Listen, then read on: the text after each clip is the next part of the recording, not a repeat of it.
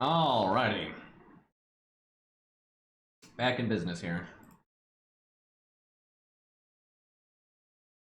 So, I'm trying to get my 115 ready, and I'm on New Game Plus now, so I'm trying to unlock a lot of the map so I can go where I want to go and invade and be invaded where I want. My goal, though, is to kill as few bosses as possible because I want as many invasion areas open as I can get.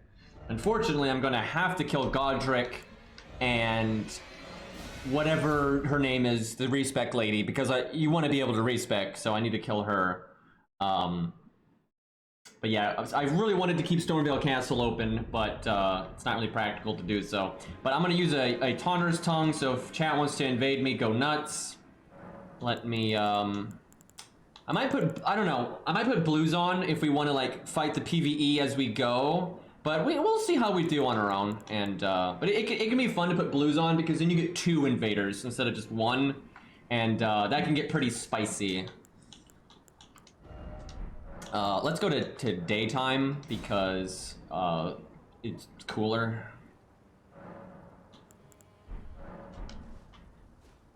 And Taunter's Tongue. Alright, we'll do the side passage because it is slower and that'll give people more opportunities to invade us. Although I've noticed people really only invade the bonfire in Stormvale Castle. That's a problem. A lot of people don't know how invasions work, and they only invade the bonfire, which doesn't actually connect them to most of the zone, so...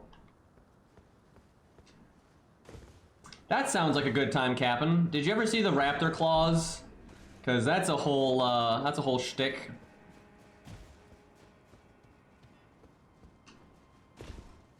So, just today I started PvPing with the Greatsword, and I had like a 95% win rate in duels. I went to like the academy in duels, but I found when I lost, I super lost.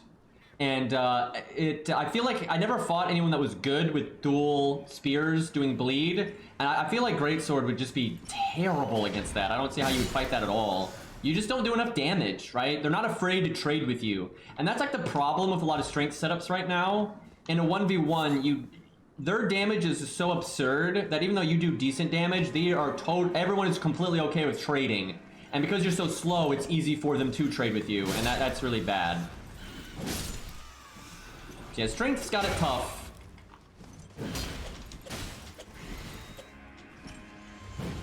Yeah, I don't think I'm gonna get invaded out here because no one comes over here.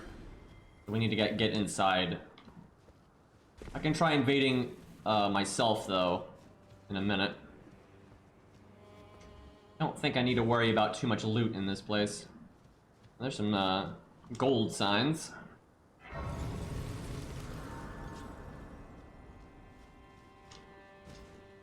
Yeah, the Raptor Talons have a unique R2. I don't think any other weapon in the game has them. And it has another R2 if you fully charge it.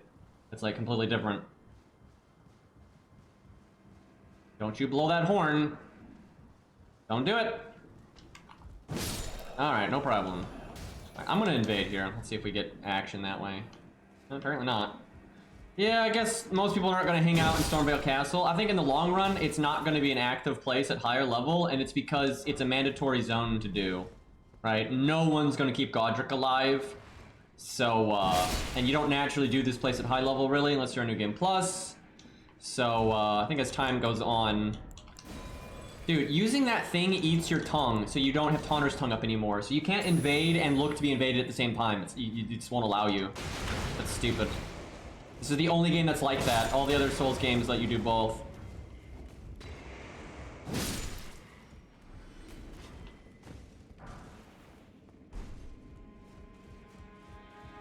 I could show off the Raptor Talons in a second. I think I have them.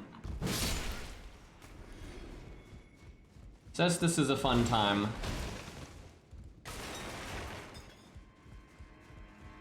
Dude, I'm so sad I'm not getting invaded here, but yeah, I don't think anyone would even think to invade out here at level 100.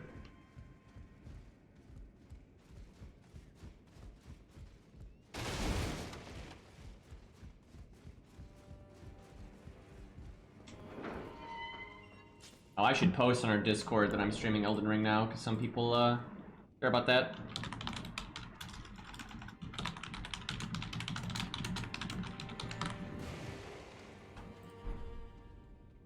Alright, there we go. Alright, lock me up. We'll be fine. For the bigger night. Come on, do your little charge attack. I dodged way too soon. I forgot. His charge attack is not like every other one in the game where he actually has like this big tail and you have to wait, or the other ones that kind of just come out like a bullet. Huh, he like faked it. Okay, we just instantly kill him. That works too.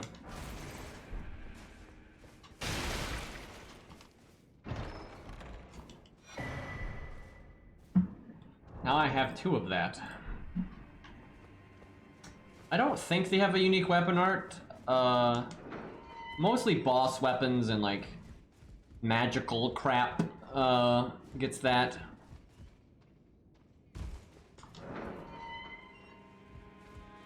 So I did not know this until incredibly recently, but you can find the guy that locks the door in here, I think.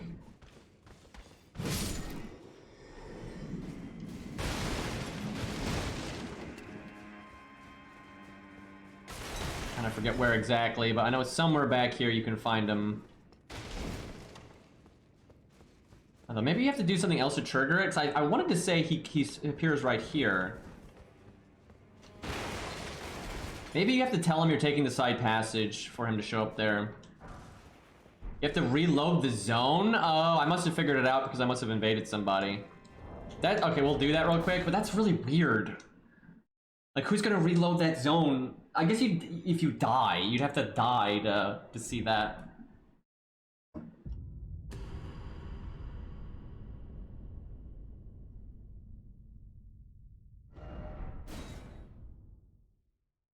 Yeah, I think I had invaded somebody on like a lower level character, and then I just happened to notice him there, and I didn't think about the loading thing. Although I did, yeah, he may not be here still because I think you might have to tell him you're going to the side passage route or something instead of the main gate. Unless he appears somewhere that I'm not realizing. Well, whatever. I don't think it affects his quest line in any meaningful way. I think he just gives you some loot.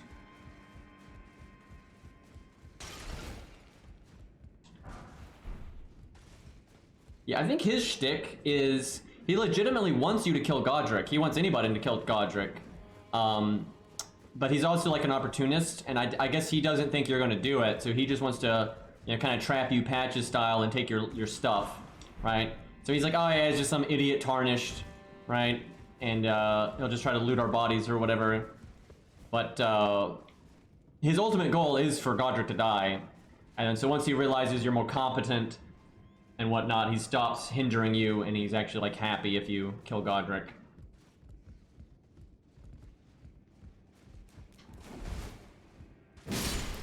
Oh, I gotta redo this. Sadly, I don't think we're getting anybody. We've got some people from chat that we could probably stream snipe me, but I don't think they're here right now. Like, we got like 3 or 4 people that I think could stream snipe me right now.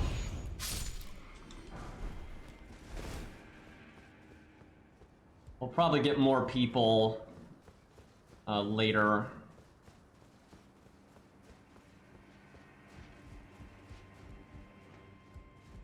We could do some duels though. Wouldn't mind trying. I want some experience with some of these weapons. I need a respec though. I have too much dex right now. Oh, here we go. We got a baddie. Also, I kind of low on health right now.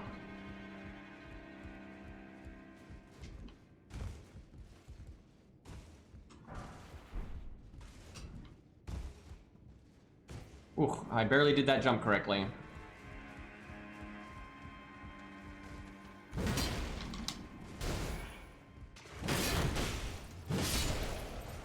I'm trying to not heal until I kill this archer, because I figured if I healed, there was a good chance I would just take damage. Can he just jump through that window?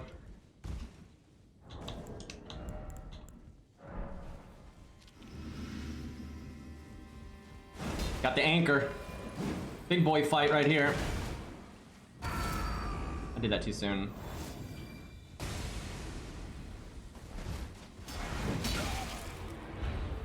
Damn, I should have swung right away. I didn't think he'd mash there though.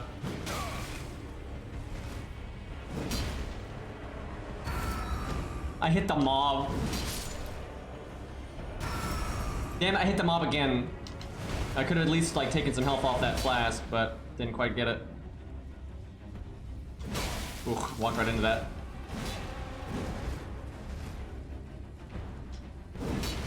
Huh.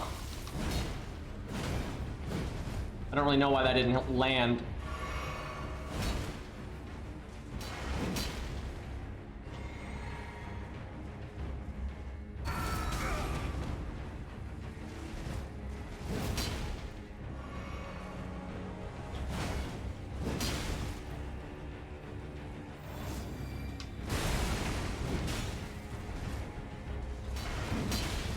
Should have delayed that more than I did.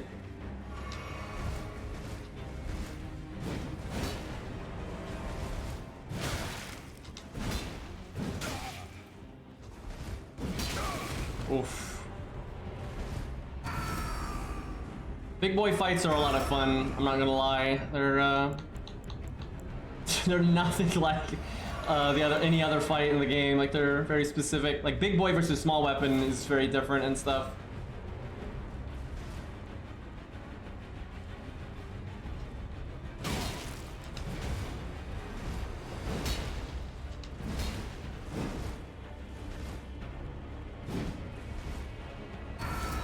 Oh man, I didn't hit him.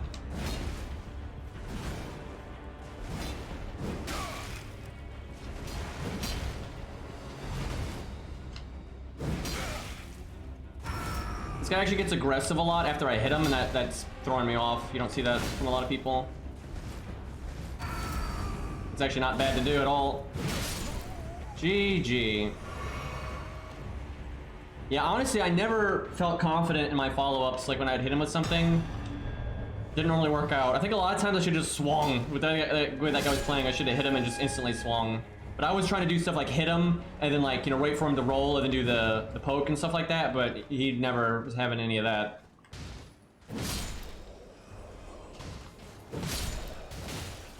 Hold up, I should try to get some FP back.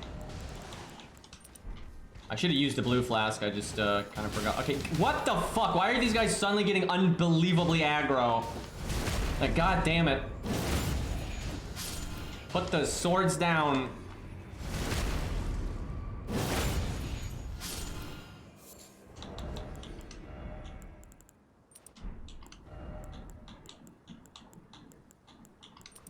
Dude, I want more big boy fights. And like, neither of us were using like a, you know, a stupid like bleed bullshit build. So we weren't killing each other in like 2 hits, right?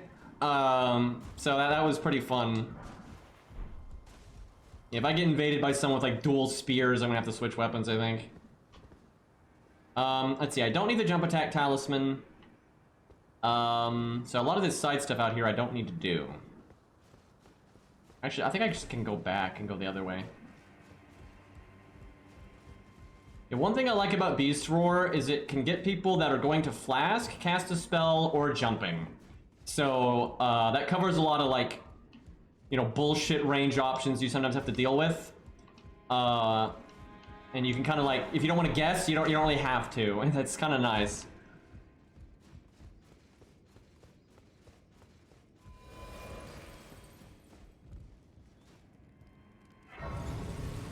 You can do FP region on kill. That's incredibly minor though.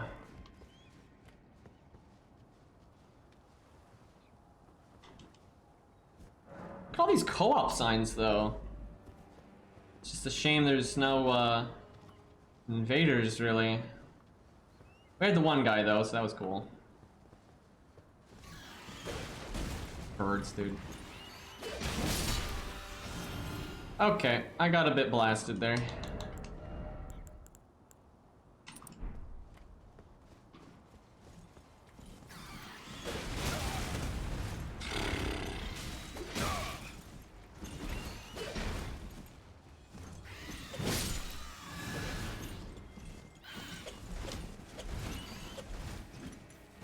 What? There we go. Damn it, man.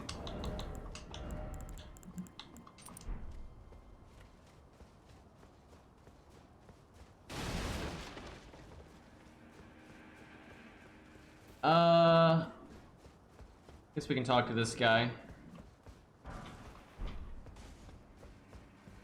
Don't think you can get invaded over here, though.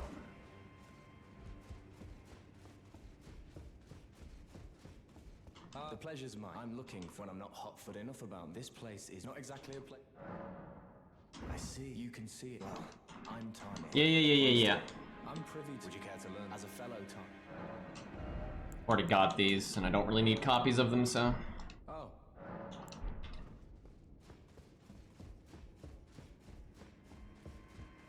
Yeah, I've come around to Beast Roar. And if you want to, and I might do this at some point, you can put 2 trinkets on that both boost its damage. And you can, I think you can, I'm not kidding, you can make a Beast Roar build, right? So you don't use such a heavy weapon, so you don't need to wear like this trinket and stuff like that. And, you know, you have a setup where you're like very efficient, so you can use it often, use a weapon that is good for setting it up. Okay, we got invaded, we need to be careful here. I want to get rid of this knight. This is going to be tough to do this in time. He blocks a lot. Okay, he didn't block much. That worked out. What do I want? This is good.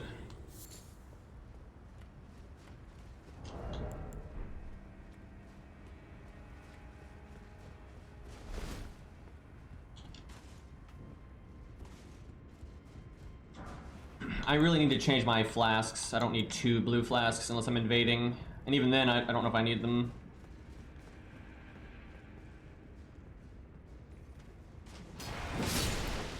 Big off.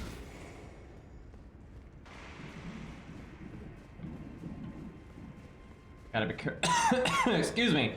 You gotta be careful because you never know which like side the invader is coming from, so you don't want to get blindsided. Does he turn around there? Sneaky, sneaky.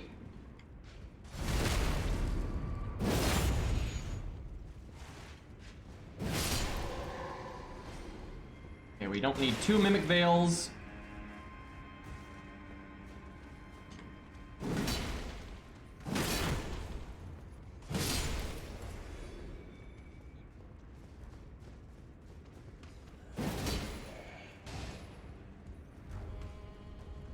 Don't see the red around yet.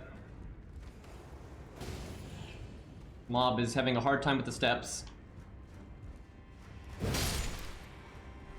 Okay, there he is. Really wish I'd gotten rid of that exile guy.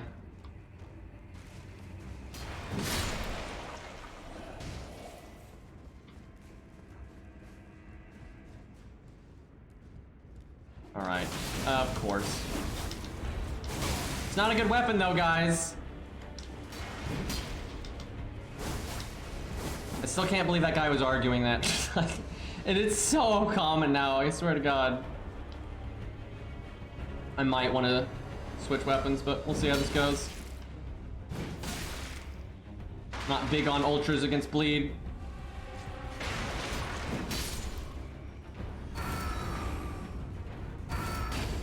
Damn it! That sucks though, he can just heal for free with the big boy. I can run past it though.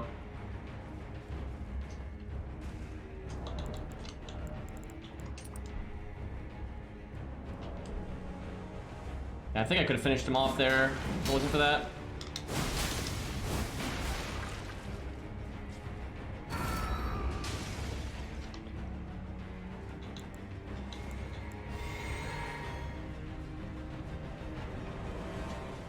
I'd be really careful about his weapon art.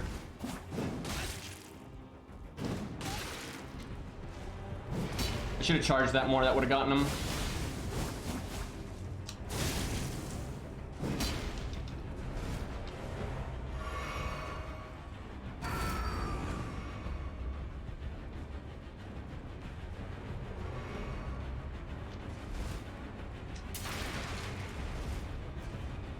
Gotta be careful because of my bleed buildup. He always does that final follow-up.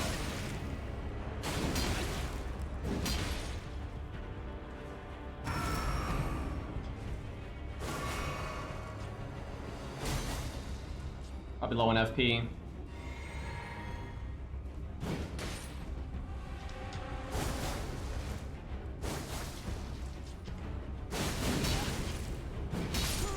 God, it's half my life, that thing. Woo, that damage though, god damn it. And if it bleeds you, it's even worse.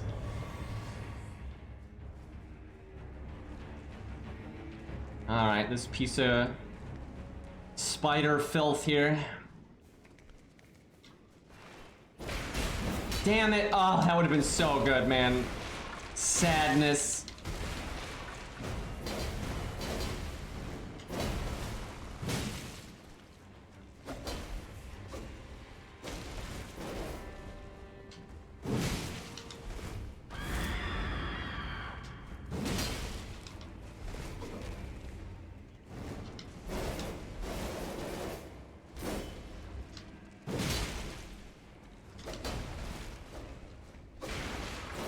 Other follow-up.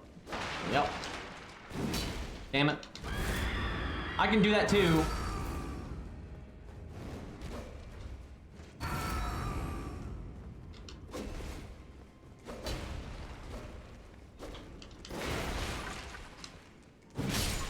Alright. He never did some of the easier to punish attacks, but this is the way of it sometimes.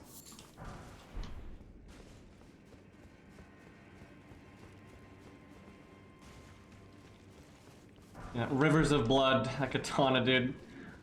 Kill you real quick. It's more fun to fight though than Moonveil. Moonveil is just so dumb. And especially in a 1v1, it's like... it can make the game too passive.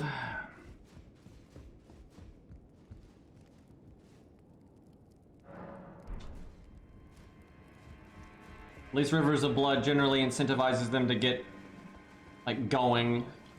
Where Moonveil really does not.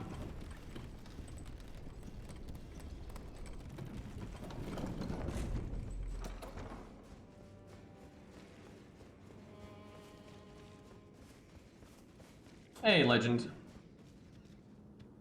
Don't think we need to go over here, but we have so many of these keys, why not?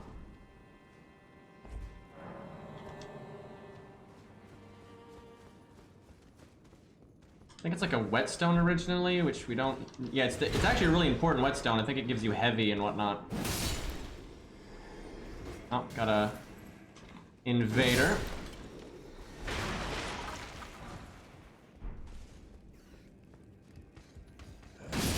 That bastard just had to hit me there.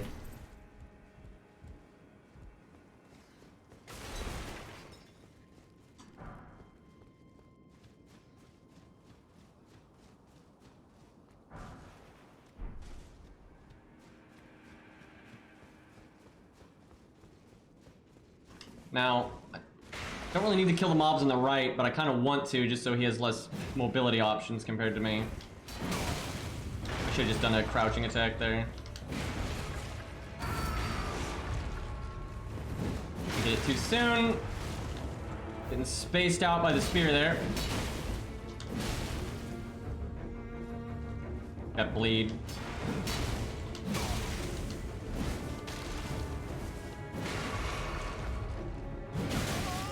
He has very little health though. I feel so bad right now. That guy had no fucking health. What the hell was that? I'm guessing he maybe really high on Dex and Arcane or something. He just got two-shot.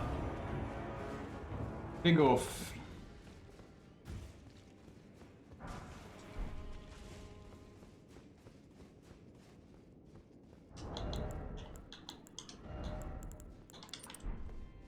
Spears are tough on Ultra. Damn it. Couldn't get the backstab. Moving around weird like.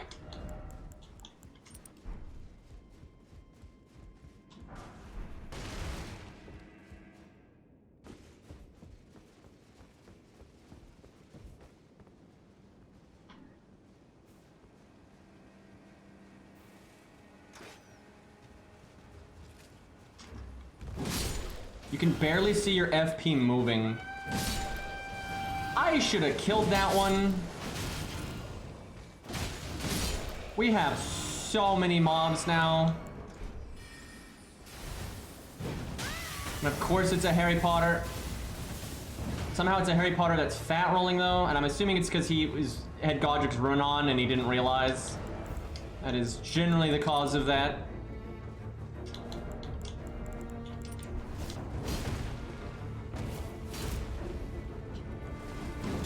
Oh, he's not fixing it.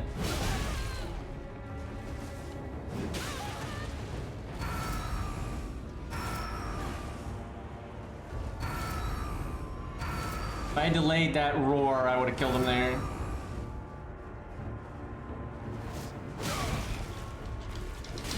Woo! I should have used this flask earlier just to save a flask and get my FP back. That was a mistake. It's kind of just mashing the weapon art. It's because it does so much damage, but if you're careful about it, it's not too hard to dodge.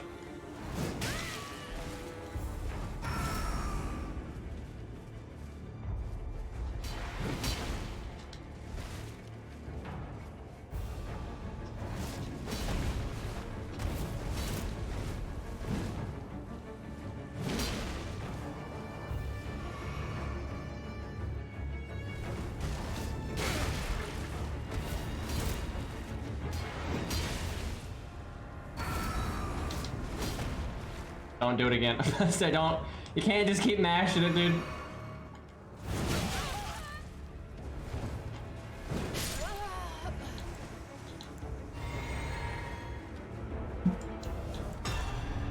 Had the wrong trinket on there, but no biggie.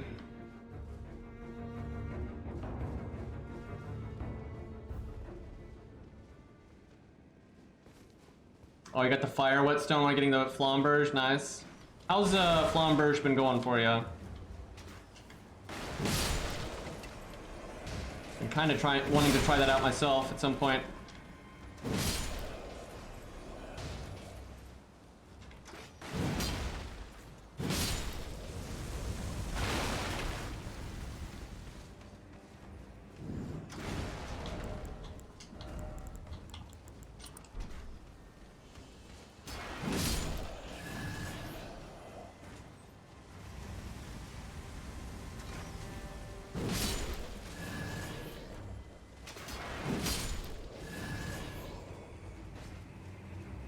Hoping to get a flask back here.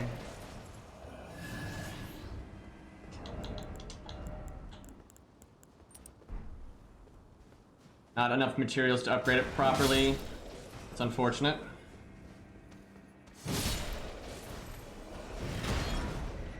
I need to unlock the ball bearings for upgrade materials again on New Game Plus.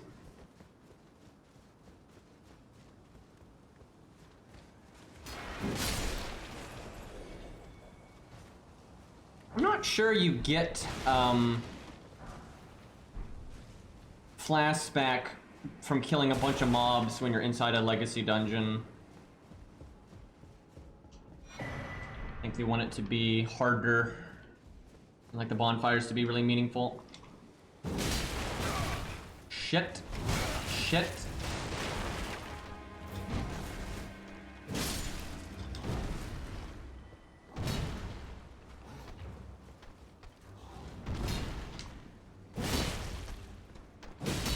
I was really hoping that would stagger him, but these guys get a lot of like bullshit hyper armor I've seen.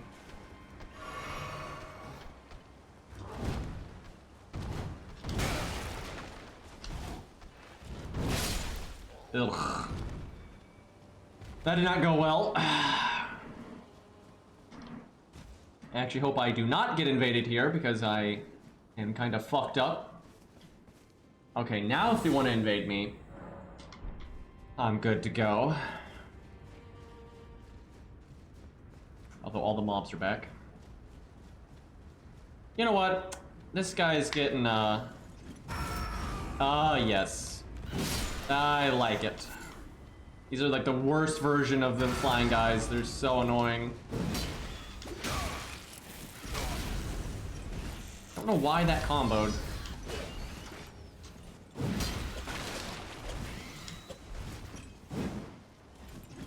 Okay, you know what? Get rid of this guy.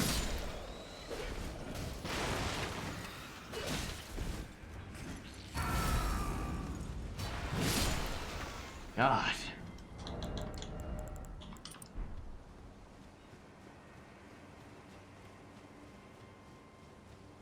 Don't need these anymore, but I think you can sell them or something.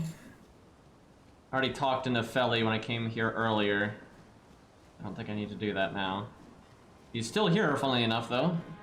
Apologies, but I've idled long enough. As fellow Tarnished, we must each follow our own guidance, down whatever road takes us to the throne of Elden Lord.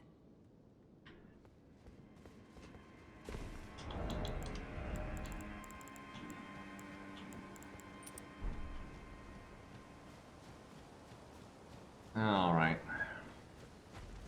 About time for Godric. Could lure this guy out to break the statue, but I don't really need that on New Game Plus. Extremely worth doing, though, on your first playthrough.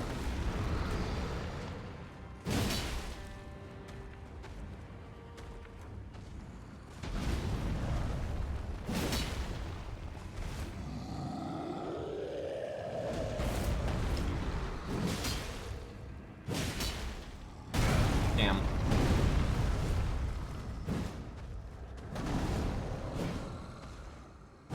Just miss every swing.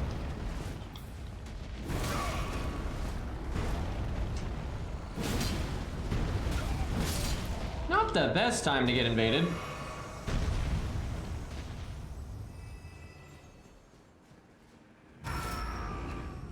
He had his guard down there.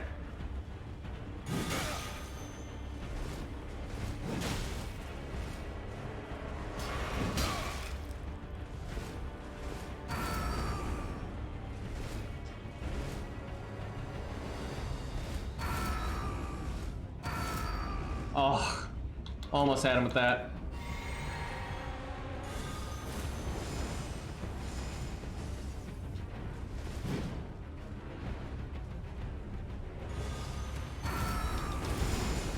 That gives you really good hyper armor, it looks like.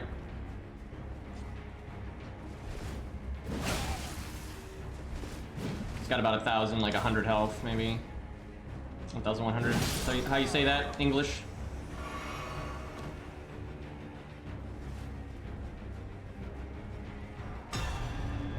Alright, it's time for Godric. That was kind of cool though, he had a lot of miracles. He didn't really mix them into like your melee stuff. That's generally the way to do it. You just throw them out, they're normally pretty easy to deal with. I've seen a few people use that shoulder bash though that were so yeah, you can summon her, that's cool. But yeah, I've seen some people use that shoulder bash in like duels and it was actually pretty nasty. I don't know if I want to fight Godric with a, Ultra. Could do bleed, could do double greatsword, jumping attack spam. Quite a few options. Alright, you know what? We'll stick with it. We went through the dungeon with it, so... why not? Might give it the jumping attack thing, though.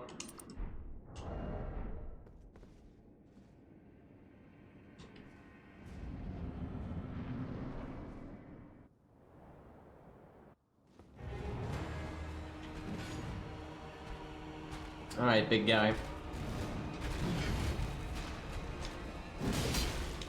Okay, my damage is kind of outrageous. I just get roll caught, because every boss in this game just spams roll catches. Elden Ring in a nutshell.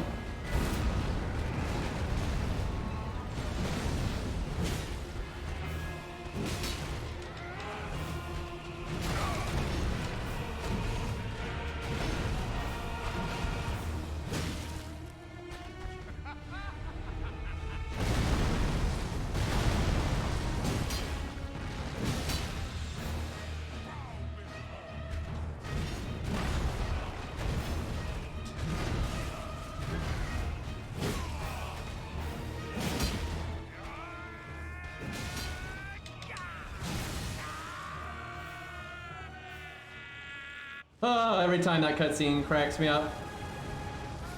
You skip it, he's just roaring for like no reason, and just so like out of context.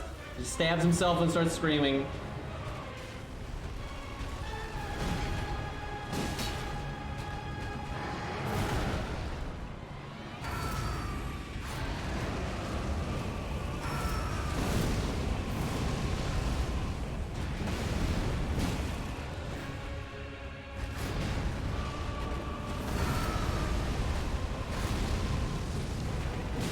You know, I actually need to roll to the left there, not backwards. But Beast War not so bad in PvE either, really. Some free damage there.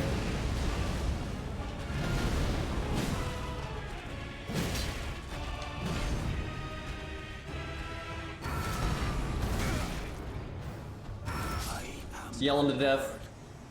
Of all that is golden, and one day we'll return together to our home, bathed in rays of gold. I have no idea what he's talking about there, to be honest. Okay, where's the Grace? Yeah, if you make a build around it, it can do actually pretty big damage. So I tested it. Pathetic excuse for a lord you were. Craven to the bone. Pushing me about like that. And after all that grafting, where did that get you? Look down on me, would ya? Godric, you filthy slug. Feel it. Feel it. Feel my bloody wrath. So I haven't seen it yet, but I heard in the patch notes that this guy's quest line's been expanded upon, so I'm kind of curious if I can figure that out. Oh. Hello there. This weasel was... Godric was always looking down on me. He got what he bloody deserved, thanks to Yeah, the okay. I've seen this. Now I can I? So anyway, I checked. If you go around Stormvale Castle and come out the back, you can get into this room. It is not blocked off. You can get in here without even going into Stormvale Castle initially. You just can't get through these doors. Like, these doors are closed and you can't do anything. But you can come back here. You know, I already have the fruit. I already got the fruit back here and all that. So I guess we'll go activate Godric's Run real quick.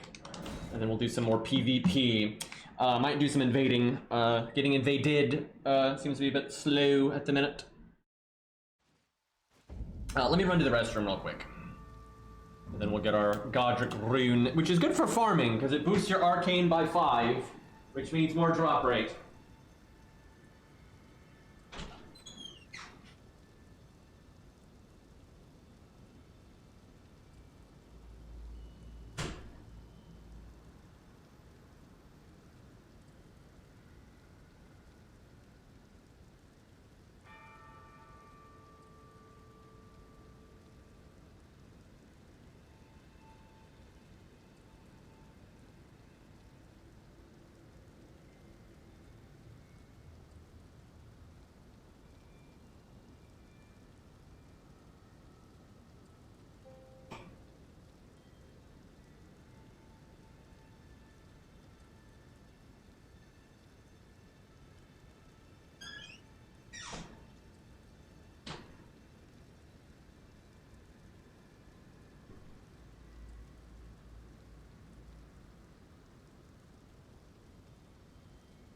Alright, I'm back.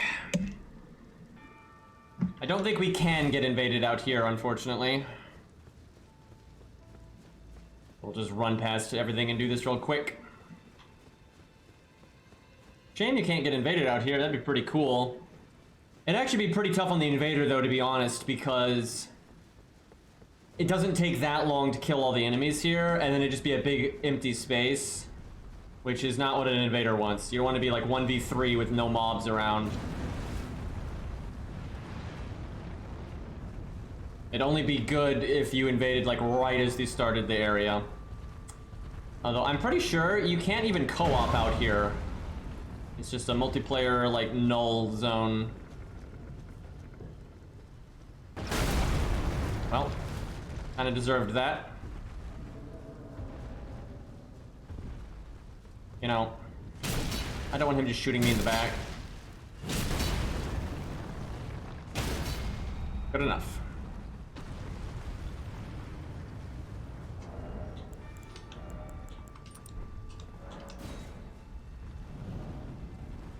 Don't mind me, fellas.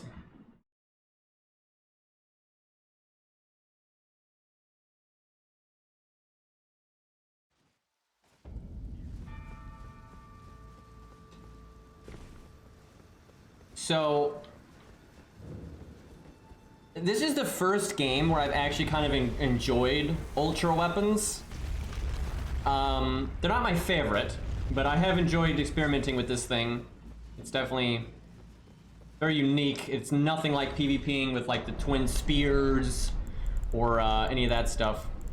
But yeah, I need a respec. I got too many points in dex, and even if I'm going to use like claymore on the side or like these rapiers or the heavy rapiers, I don't need that much dex.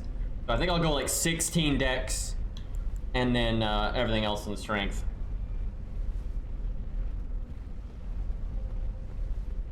And I'll do more damage that way, because I need to do more damage. Even though some of these people we're fighting don't have that much health, the people that are like more serious and know what they're doing, they have got a lot of health, and they're doing like double bleed, and their burst damage is so high. If you want to like, you know, fend them off so they're afraid to trade with you, you've got to do outrageous damage. Though I'm not sure it's even possible. Like, I don't think any like twin spear bleed user or even dual falchion, you know, curved sword, right? I don't think they're ever going to be afraid to trade. Like, their burst damage is just so outrageous, they're pretty much always going to win the trade.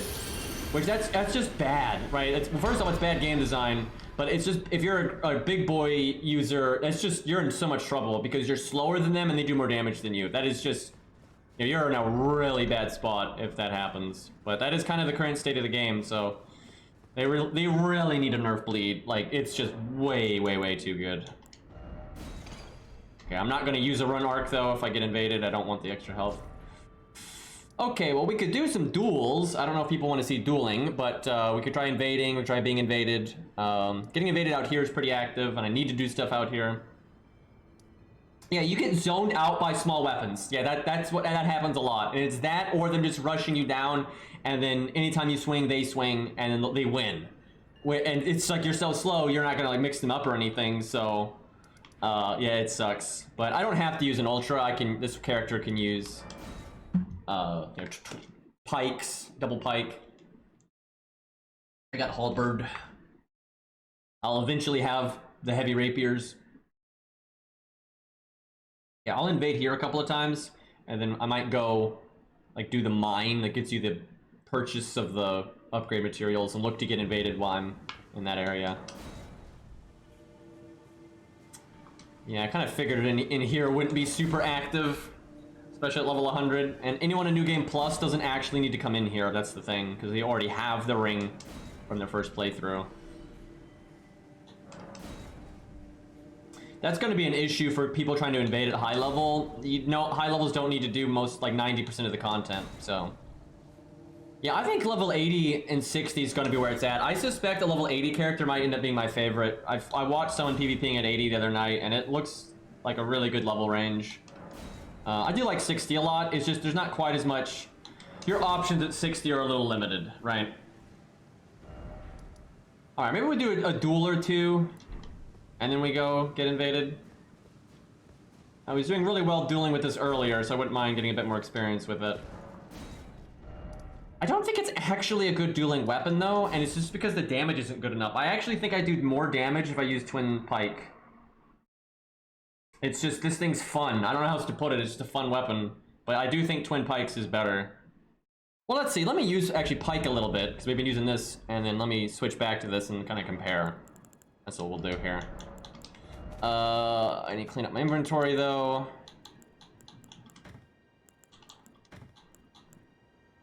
Oh, here, I'll show Cap and the Raptor Talons. I've got the stats for them. I do. Oh, I think you need, yeah, well, it's a little different if you're dual wielding it, but, I don't have a second one, I don't think. Although I think can you dual wield it auto? Yeah, there we go, that's the one. Yeah, as far as I'm aware, that's the only R2 in the game like that. It's pretty neat.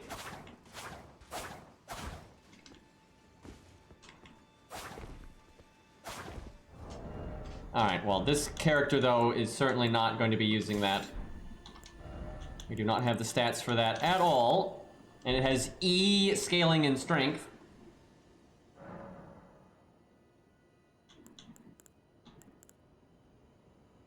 Oh, the Greatsword? Yeah, I've been using it today. I've been dueling with it. I was dueling off stream with it a good bit. It's good. It's just, it's not, it honestly doesn't really have any problems. The problem is just the meta, right? The meta is just bad for it, I think. Like, when people can out-trade you with the quick weapons, it's not ideal. And that's kind of the situation it's in. But it is good. It's got a perfectly good moveset. And if you fight people that aren't, like, bleed, it's not so bad. And also if you fight people that aren't very good, then it's not so bad. But if you fight someone that's really good and using, like, dual weapon bleed, it's not ideal. Alrighty. Let's have a fight here. Oh god, why do people always gotta emote? Wasting time! Alright.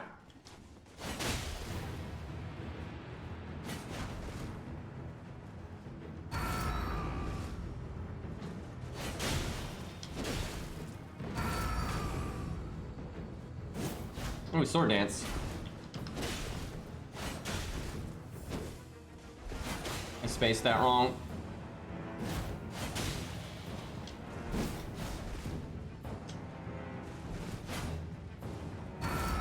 Oh, we healing.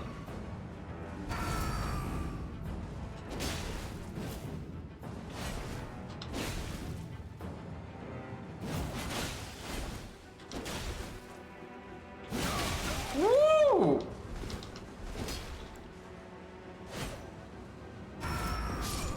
Well.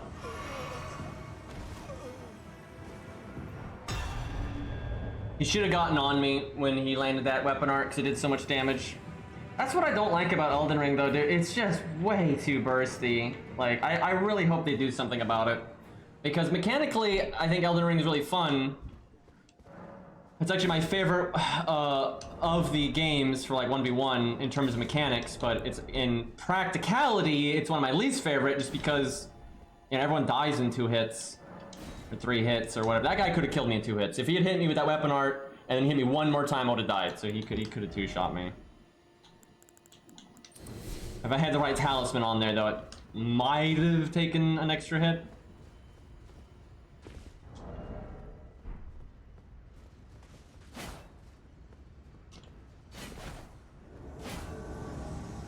Alright. Every time. I hate people that use the flask like that because they're getting an advantage from it, and then if you use your special flask, they'll act like you're cheating. It is such a thing. Like, they use their flask for like stam regen and offensive power and stuff, and then if you just use your flask, they act like it's not fair. It's insane. Like, I'm using the same flask he is, I just have different customizable effects.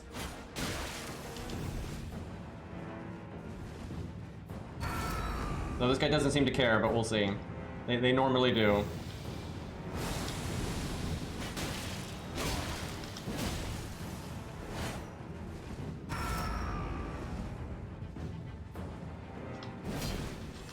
I really thought he would swing again there.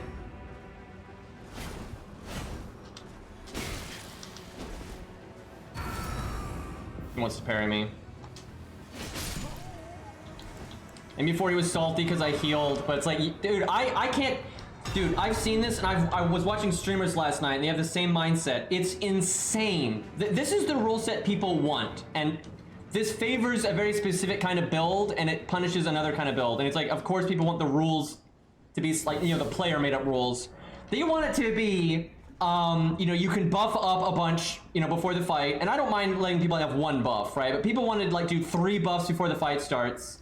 And then they want to be able to use this flask right here before the fight to give themselves like a stam regen buff or an offensive buff, like a damage buff or stuff like that. And then they want the other player not to be able to use like the same flask with different effects at all. It's so stupid. Like, I've seen so many people. Yeah, no, they want to be able to double stab themselves, heal it back up, and then use a customizable flask to give themselves a bunch of offensive buffs. And they want the other player not to be able to do anything. It's stupid. And look, this logic is my logic for this, I think, is pretty reasonable. if your build relies on, or just uses, because a lot of times they don't need it, they're just being greedy, but if your build relies on having to cast a bunch of buffs and waste a bunch of time before it's ready, that's a negative, right? That's a con to any build. And if you have a lean build that doesn't need that, it's ready to go out of the gate and it can fight under any circumstance, and you don't need to, you don't have to rely on a bunch of casts, that's a positive.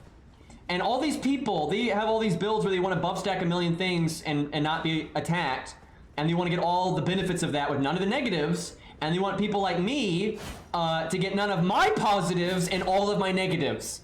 It's stupid, right? Like, that's insane. And like, for example, there's a skill, and everyone uses it actually, it's very common, where you stab yourself and you do damage to yourself, but you increase your bleed buildup by a lot, right? So you stab yourself, you do a bit of damage to yourself, and what they do is they'll do it to both their weapons. So they'll stab themselves twice and get 2 buffs to increase their bleed, and then they want to heal that back, right? They want to get the benefit of having bleed bonus, and then not the negative of taking damage, and not the negative of the cast time, because it makes you vulnerable, right? While you're doing it, you're vulnerable. That's the fucking point.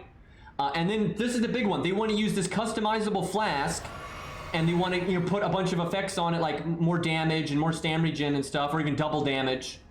And then they don't want you to be able to heal. It's insane. Like, there's no logic to it. And I've seen streamer after streamer after streamer think this way. It's bullshit. Like, they want to pick like effects in this thing. I'm not sure I have all of them, but there's some that just straight increase like your bleed. There's one that increases your damage. Like, there's all kinds of stuff. There's stam regeneration. Yeah, there's just increase your strength, which is more damage if you're a strength build. There's a dex one, there's an int one. I don't have all of them.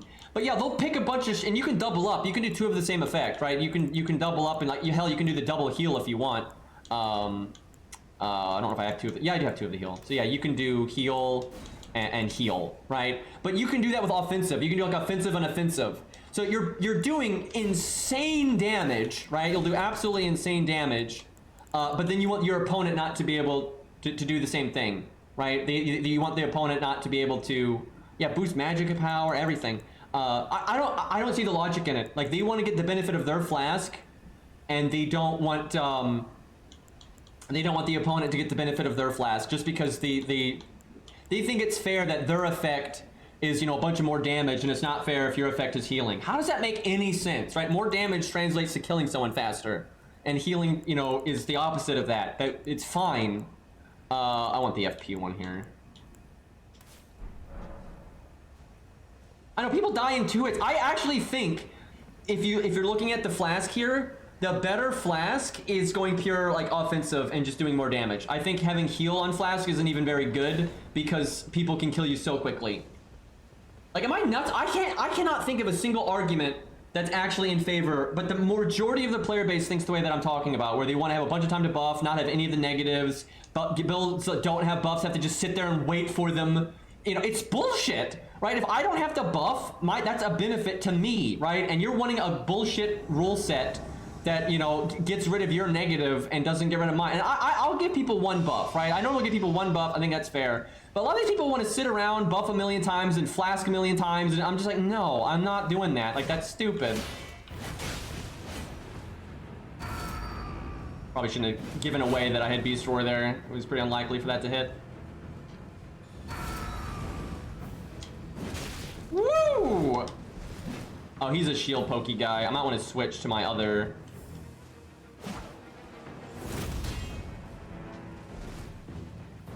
I did not want to throw that one out.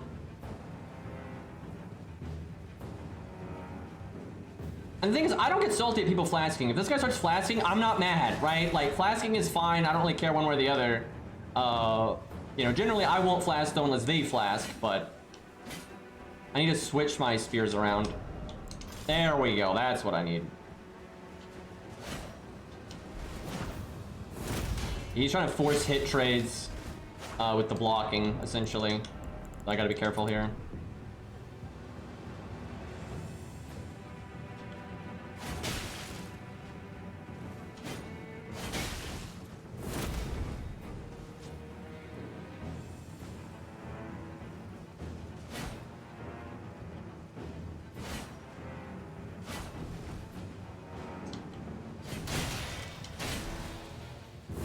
I shouldn't have done that because jumping attacks just don't do a lot to guard break with lighter weapons.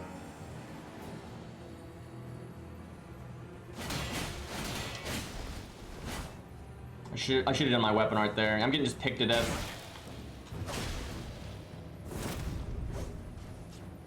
I hate the build this guy's using though. They're becoming really common, and they're just, unless you have very specific weapons, there's almost no way to fight it. Because like there are certain weapons that get past shield. I like how he's taunting. Like you're just sitting there poking behind your shield. Like wow, you're so good, dude. And you're just being super passive. The way to beat that though is like bleed sometimes, and just being like passive yourself. Like almost always the answer to your opponent being passive is you being passive, which sucks. But yeah, that kind of build is becoming so common. And the really common variant of it is they use this one. Because this thing has absolutely insane stability, and yeah, there's unless you have a very specific build that counters it, which there are builds that counter it, but unless you got it, you just, I mean, it doesn't matter how good you are, you're not doing shit. And people say you can parry, but the thing is, they can just delay their swings, and you know, if they didn't have the shield, if parrying would be better, but they can literally just wait behind their shield and wait, you know, and just wait for you to parry, then poke you. Right? They don't lose anything. They can stand there as much as they want.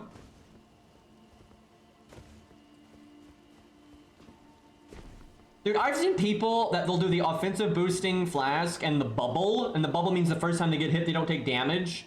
That is so much like advantage, and then they get mad at people using the healing like flask. And I don't mean the regular healing flask, I mean the customizable one. Like if you use your customizable flask, I'm using mine too, right? Like that is straight up. Like you get a bunch of benefits from yours, so I'm not gonna just not get the benefits of mine.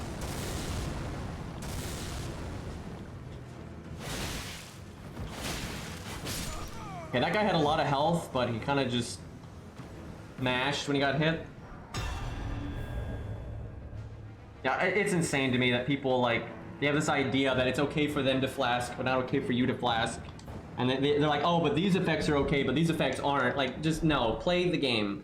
That's always how I see these games. I don't give a fuck about the player made up rules, like ever. I just play the game. Now, sure, I'm not gonna just take, in dueling like this, I'm not gonna take advantage of the host advantage, because the host has more flasks, right? And I'm not gonna use a run arc to have higher stats, because I come here for practice, and I'm not going to get good practice if I'm doing that. But, you know, if they're flasking, I'll flask, and whatever. If they want to get dirty, I'll get dirty. And I don't care. I don't get mad because somebody plays in a way that I don't like. That it's stupid, right? If anything, I only get mad at the attitude at people that do get mad at people playing in a way they don't like, right? There's nothing... I care about the rules the game sets, right? I don't care about all the dumb rules that the players make up, right? It's silly. Why the heck did he invade all the way over there? That's kind of odd. If he had hit me right there, I wouldn't have even cared, right? It's like, it's fine. Like, that's the risk you take when you use a buff. Oh, I don't have the right weapon out. Well, we'll make do. Maybe we can surprise him.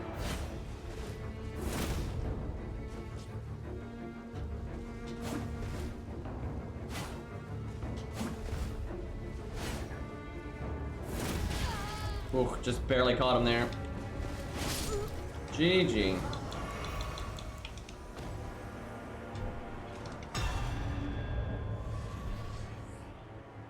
Oh, I think that was an invader. Yeah, I didn't realize I had Thomas tongue on. Which, I mean, is fine, really, but I figure anyone invading here is probably wanting to duel, and they just don't want to bother with the red sign nonsense. And hey, Marps. Oh, if Marps and stuff are here, and MFJ's here, I should start getting back to doing the game, because I'll probably get stream sniped, and I actually want that. Might go back to the Greatsword, too. I kind of forgot about that. I got kind of wrapped up in these fights. So I think dual Pikes is better than Greatsword for most matchups. Not every fight. There's sometimes I think the Greatsword will do better. But anyway, I think overall Pikes are stronger, but the Greatsword is more fun. All right, let's see if I can space this. Oh, I still have the wrong spear on. Whoa, that's some damage. But yeah, I really want Beast War back. So if you free aim that, you can actually roll catch people, but almost no one free aims it. Man, he didn't swing. I really thought he would. I need to just, if I do that again, I need to just go on him. Like right there, I think I could have killed him with Beast Roar. Dude, if he free aimed that, he'd wreck me. I'm rolling really predictably.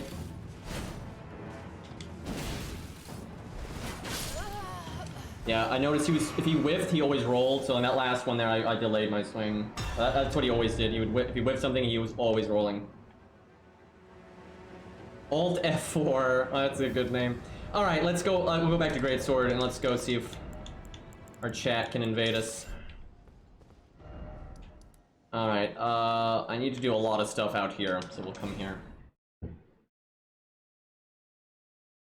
I would not make a 150. I don't think people are gonna play at 150, and I think rightfully so. I really agree with what's it, Ouroboros on 150. It's just broken. Like 150 is like everyone can have whatever build they want and then max poise, right? You can be a pure caster and have max poise, and that's so bad. Like I think 125 or 120 is the best.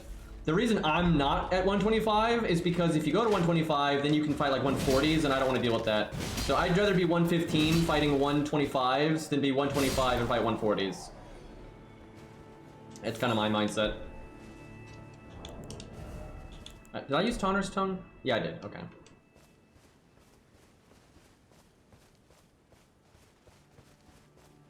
Yeah, everyone I've seen go to 150 says it's stupid. Yeah, I think 120 is definitely where it's at. But for invasions, I think 80 is going to be the good stuff. Oh, fuck that. Man, that goes far as hell. Okay, I'm just going to be patient for a second here, see what he's doing. Alright, we'll go in now, I think. He's got Moonveil.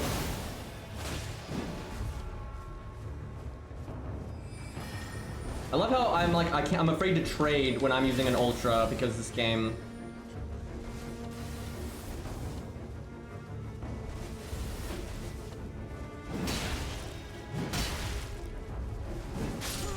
So when I hit him the first time, he was swinging out of it. It's because he knows he does so much damage. People do that a lot, I tell you.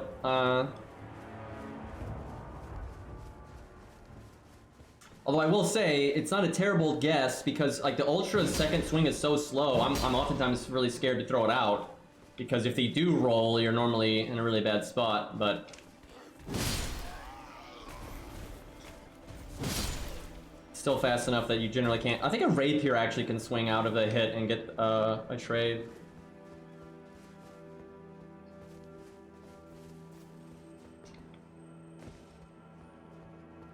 But yeah, even if 150 had been the meta, I wouldn't have gone to it right away because you can always level up, you can't level down.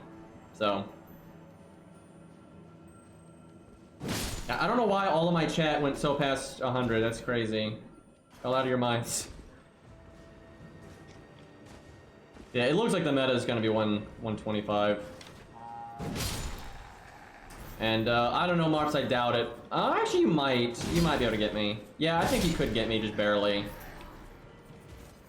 I am pretty sure a 140 cannot get me.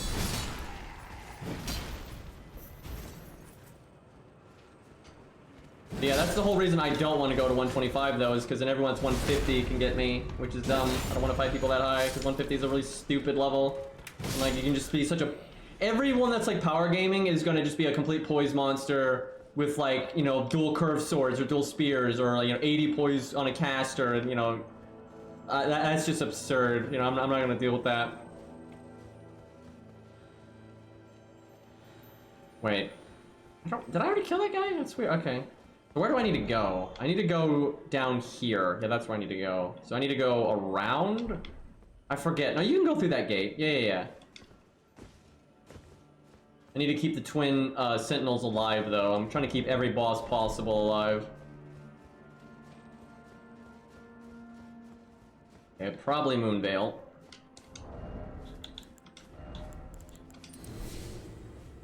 Oh, okay. I'm just gonna go do what I need to do then. I honestly don't know what that guy was doing. Yeah, no kidding, guy. You gotta come to me. Like, what the fuck? I don't know why he thought he could just run away like that.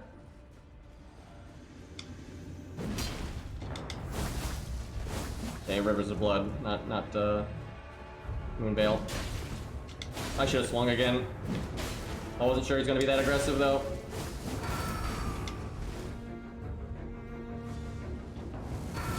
I waited too long to beast that.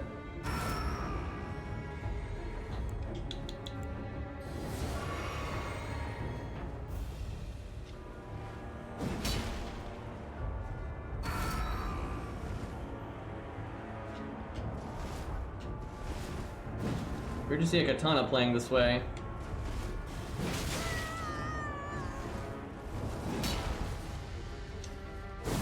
Oh my god, if I didn't whiff there, I would have had him. Okay. My guess is that guy actually hasn't used Rivers of Blood much. I'll be getting used to it.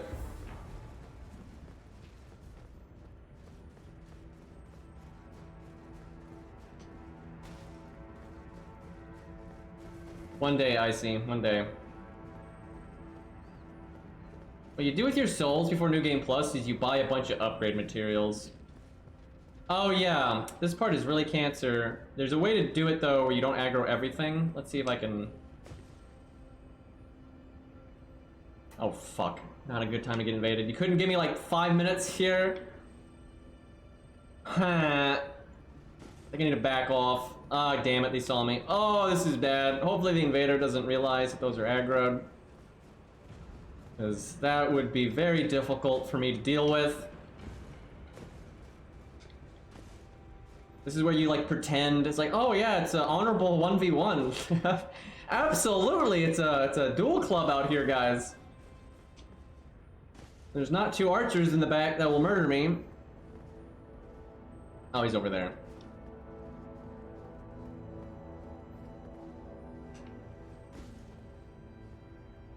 What has he got? I think spear, no halberd. Definitely not a weapon I want to fight with an ultra, but we'll make do.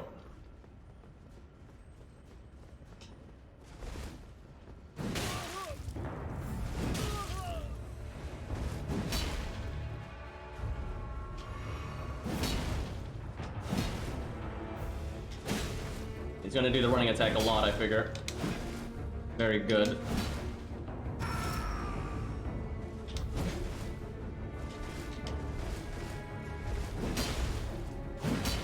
How did we both whiff there? That's just weird.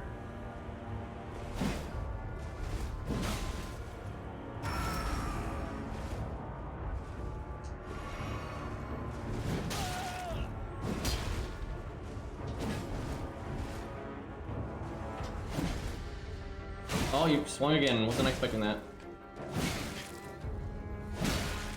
You just keep on swinging. I mean, it worked. You got me like 4 times.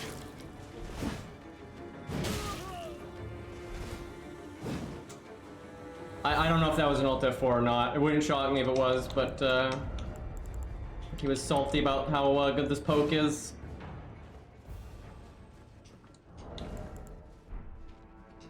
Also, I flashed, but you know, he had flashed like 4 times, so... Dude, I've seen... That happens though, man.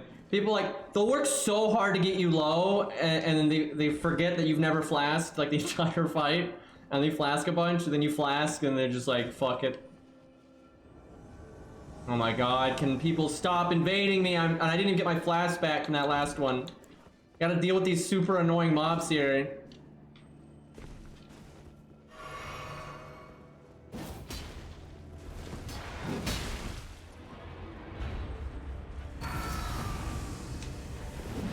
I don't think he actually got his buff there.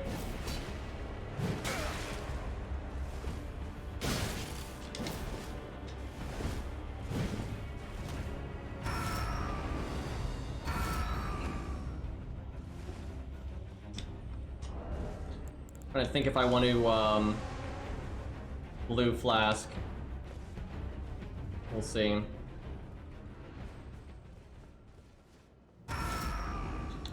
Yeah, I'll do it. Good time for it.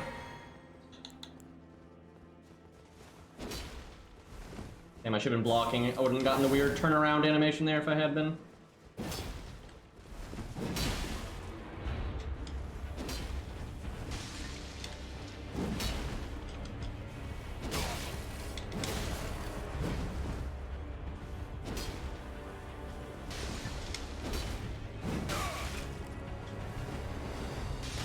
There we go.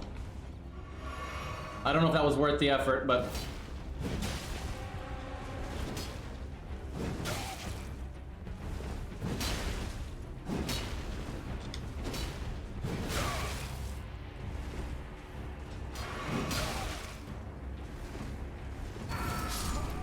So he was pretty screwed there, because if he didn't heal, the rot was gonna kill him, and if he did heal, I could just beast roar him. Okay, I think what we do... You can actually mount here, but if you get invaded, you lose it. But I want to just like blast by and get behind this guy.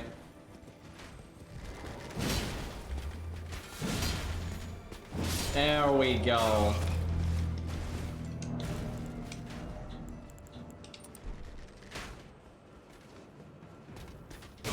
That is such a bullshit hitbox, dude. That's like them trying to like force that you don't get a backstab easily.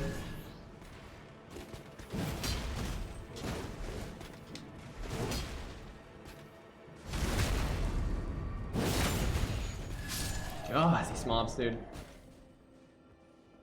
They're not bad if you're patient, but when you're dealing with invaders, it's an issue.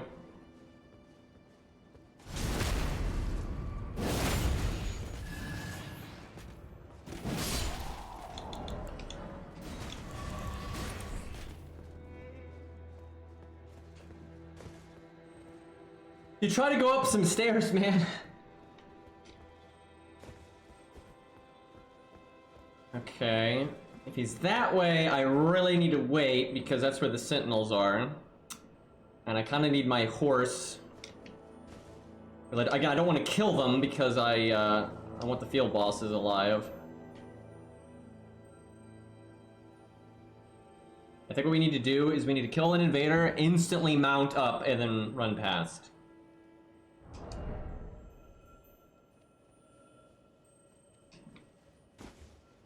Oh, there he is.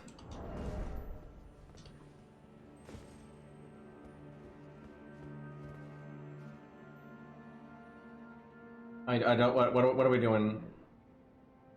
If he wants to fight with the sentinels, then I'm gonna have to get like phantoms. I'm not 1v3ing with the sentinels, champ. And also go around and see if he finds me out there. Okay, no, he's coming back. I don't know what that was, man. Yeah, I think it's spear or something. Don't bow, you invaded me for God's sakes. I'm gonna get behind him though, so when he backs up, he doesn't go into the bosses.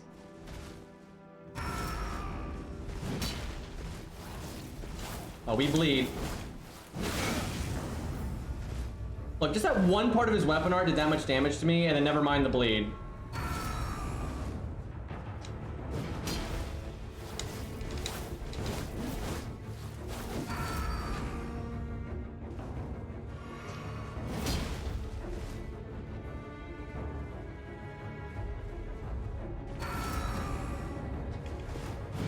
Should have waited to do that.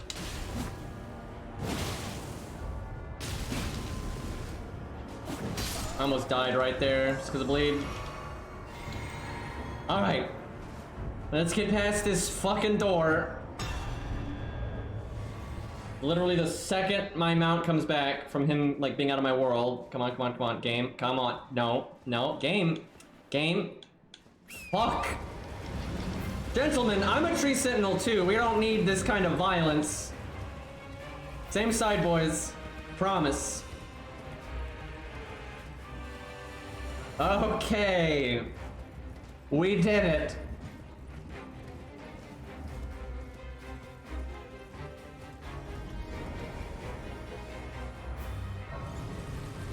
I mean, and get my other flask back. Man, invaders complicate things a lot. This guy coming up doesn't count as a boss, so we can kill him.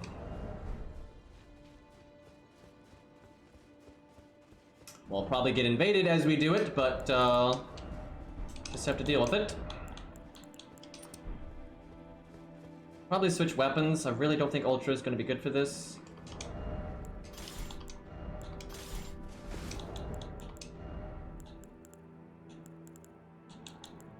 Fuck, we already got invaded. I think we fight that first.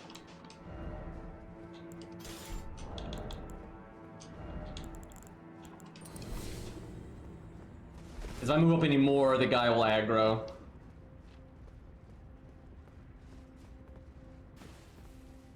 I could turn blues on though, and then I can just take the PvE on like head on even when the invaders are in here, and that's a more unique experience, honestly. Just blues are so shitty at the game, it can be kind of frustrating having to work with them. But it is unique. Okay, I think it's washing pole. Okay, we got his bubble.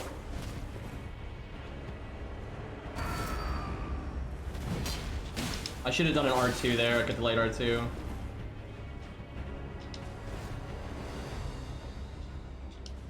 I might want to switch to spears for this. It's gonna be really annoying.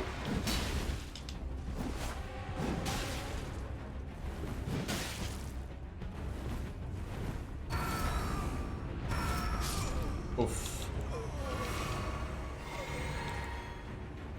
Okay. I need to get a second Claymore, because I'm on New Game Plus, I can get it. Because it's just better than the Lord Sword on this setup. Alright, there he is, flying in all dramatic like.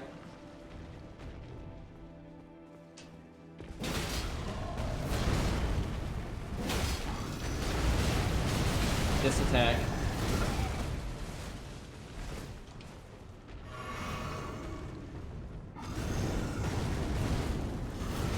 These guys aren't so bad when you're patient, but did someone have to invade that soon? You couldn't have waited like 30 seconds?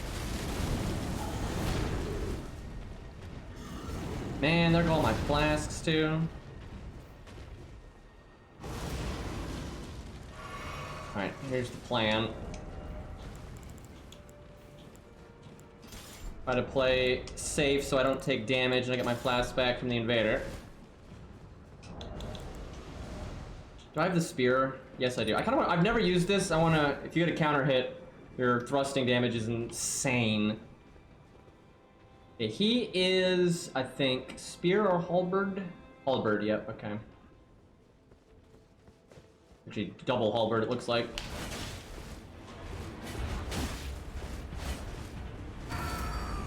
What? Legitimately confused as to why that was not a hit. I can't stop him from flasking because of big boy.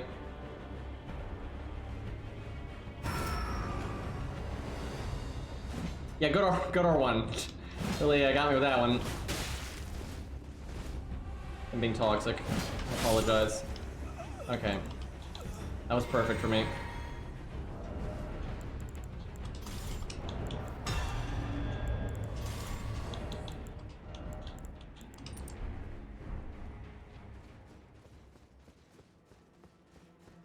Yeah, you know what? Let's turn blues on, and then we'll get more brave with the PvE while we're being invaded.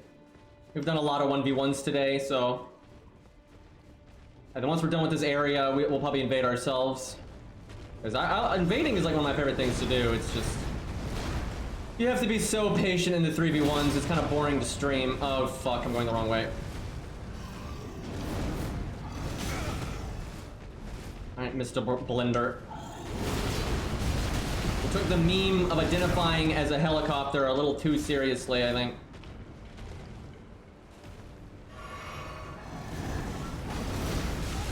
Oh, how about that? You can hit the invader.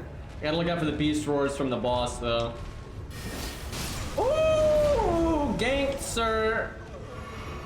He was so sure I was gonna be running away. I don't think he was ready for a turn and burn.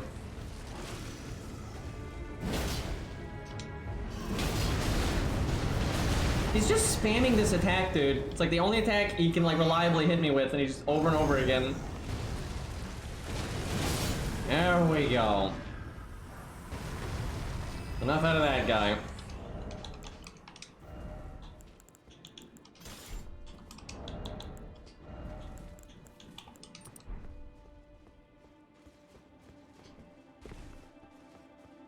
I think we got counter hit on that jump attack too, and we have the jump attack boosting talisman, so big oof for that guy.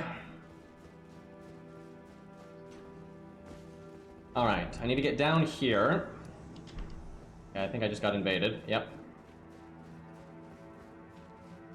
I need to get some goddamn progress in though.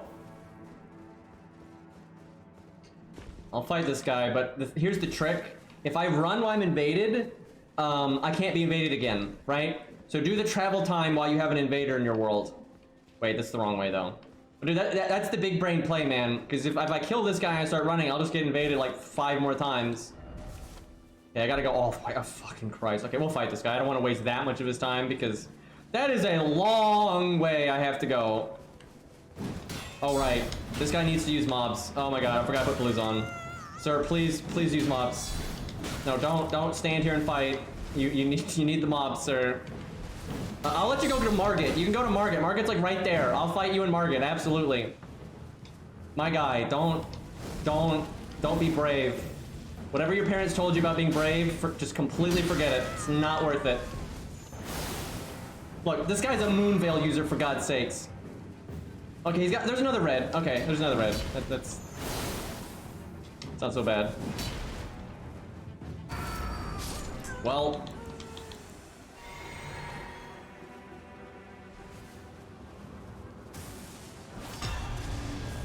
See the player version of that, 800 health. 815 to be precise. Yeah, see right there, that's Margit. I would have fought that red with that guy. Okay, so wait, how do you get down there again? I think it's right here. Okay, yeah, I'm going the wrong way entirely. Oh, I can actually mount. No, never mind. Yeah, level vigor, kids. Dude, I have like 1,400 health at like level 35. It's like, you get the minimum stats to use what you want to use, and then you level health. No, vigor is for cowards and smart people. Yeah, pretty much. Okay, this guy better be like a dex int build, because he's ice. I think it's frost setup. You can't have a name like that and not be a frost build.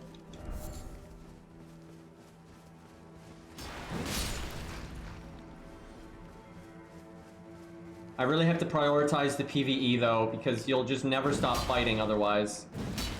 How have I not hit this skull? It's only 200 souls, but I want them. You know, they can just fight amongst themselves, no big deal.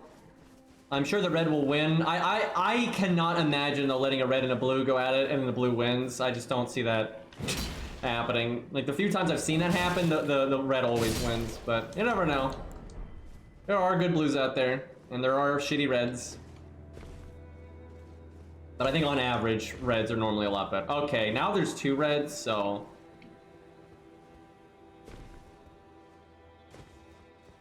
This is indeed where I need to go, though. Now, if the blue is smart, the blue will come to me, because the blue can see me on the compass. And it is just, like, demonstrably better in the situation to, you know, be with your teammate. So there's 4 players here, and it's 2v2. But if you're spread out, right, you can get 1v2'd out of nowhere. I mean, I guess that goes both ways, but... Only if you're together, though. Like, your side must be together for you to be able to have that. And the blue's dead. Okay. Is anyone surprised by this? That lag? What the fuck? So I look how late my hit registered. That is so bullshit. This guy is super laggy. God damn it, game. I think he just disconnected. That does not surprise me. That guy was just outrageously laggy. What sucks about that is I had the flask twice because of that guy, but then I'm not gonna get the flasks from him because he's just gonna disconnect. Ridiculous.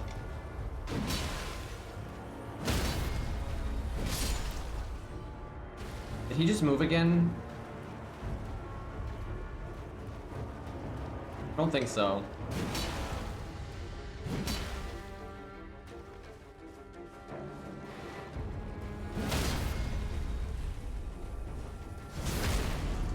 There's another red here somewhere.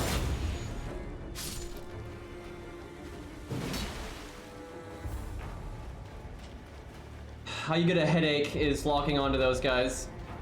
His people need him, chat. So crossbows are so good for killing these guys. When they stop flying like that, you can just shoot them.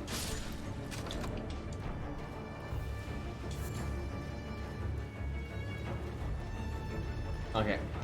I'm still in combat with that red, so I can't bring up my map. So I'm slightly forgetting where the cave is. I think the blue is like lagged out. We'll send him home and that might help.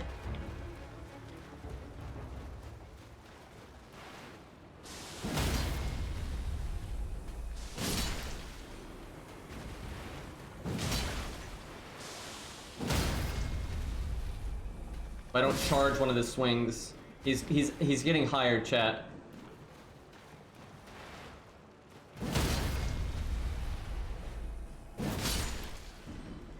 This game getting awfully weird right now.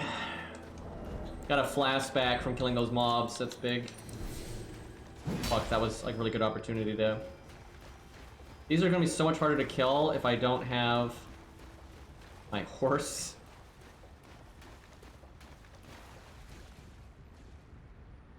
I don't know what's taking the game so long to disconnect that guy. Generally, when people are that laggy, it just boots them out. I don't know what it's doing. Fuck. I swung just ever so slightly too soon. And it's because this thing is delayed, so I figured I needed to.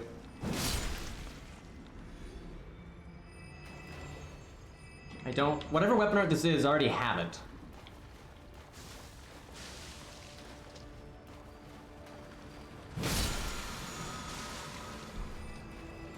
Alright, can I use my map now? Nope, still can't use my map.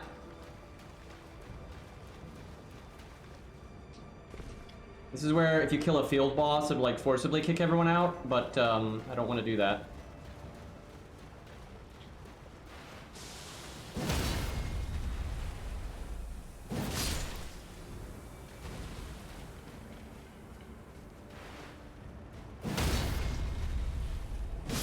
I have no idea what is taking the game so long to boot them out. There we go. Alright, it's down that way.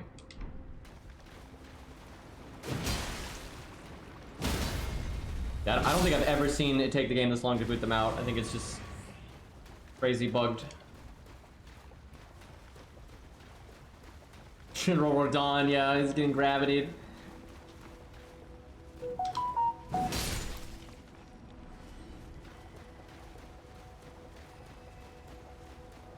I'm not sure if I can zone into the cave right now though, Marps, because of these guys. I might have to Alt F4. Like it's not disconnecting. Like even the blue hasn't disconnected, which makes no sense. What I'll do is I'll get to the cave and then if they're not disconnected by then I'll Alt F4.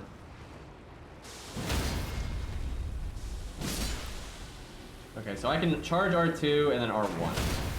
Oh my god. Why does the poison do damage? Why did we need this? Oh my god, they finally got booted out. You figured it out, game.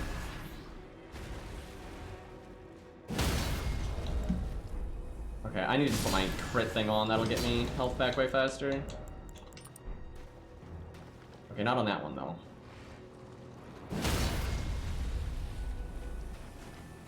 So the red is DC'd Funny enough, it was the other red. Are you kidding me? Yeah, I think the other red just used his stone and left. Yeah, that was the other guy. That was a different name. So that guy's still in here, and the blue is still in here.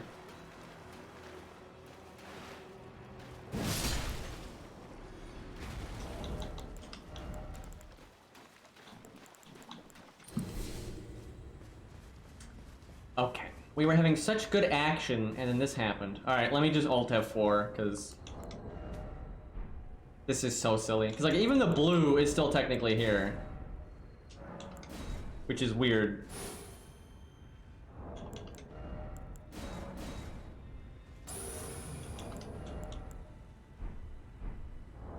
Yeah, I can't, alright. Alt F4.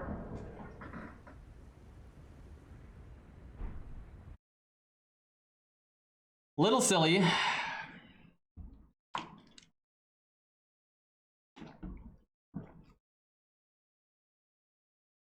It takes a minute though. When you Alt F4 Elden Ring, it takes a while for the game to close properly. Man, I was having a good time. I really wanted to do PvE with like the blues there, and then the mobs and the reds, you know.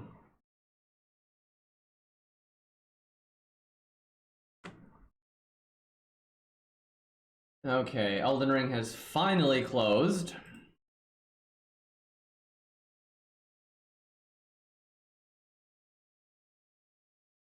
Now I'm having to wait for it to sync up with the cloud. Okay, there we go. Good to go finally. Anti-cheat, yes, yes.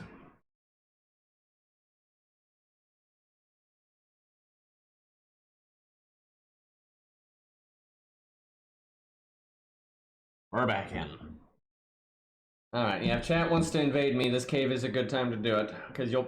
on the open field, apparently there's a lot of competition. I mean, we never got the same person twice, and we were getting invaded almost the second the previous invader was out. But the cave, I doubt really anybody invades the cave, so... probably much easier to get me. Game, there we go. Yeah, the only reason I'm not working on a level 80 right now, because I think 80 is going to be awesome, is it just takes so long. Like, god damn it, it takes such a long time to, you know, get the ball rolling on a character in this game.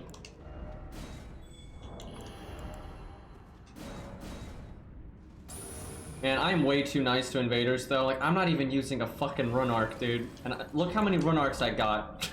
I got over 300 of these things. But, to be fair, invaders have it pretty tough in Elden Ring, so... although, I don't have a gank squad, so... these invaders don't have it tough, but... every other invasion they do, they have it tough.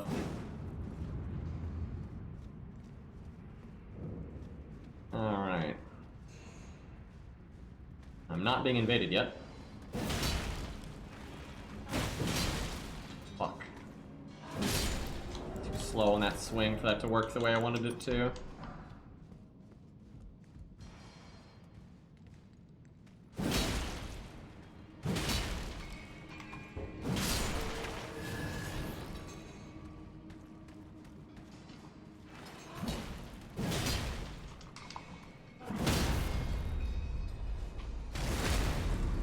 Kind of crazy that a fully charged R2 does not knock these guys down. They're not mini bosses or anything.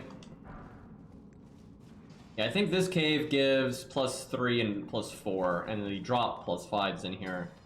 So, pretty good. Does anyone remember where the next one is? The 5 to 6? Because I've already got the 1 to 2 one, and this is the 3 to 4 one, but I don't remember where the 5 and 6 one is. I think 7 and 8 is like Godskin Duo or something, which is cancer, but yeah, I absolutely don't. Is it like out in the giant area? Like, just I think it might be out in the open and you just pick it up. Because this is the one near the capital. I don't think there's another one here.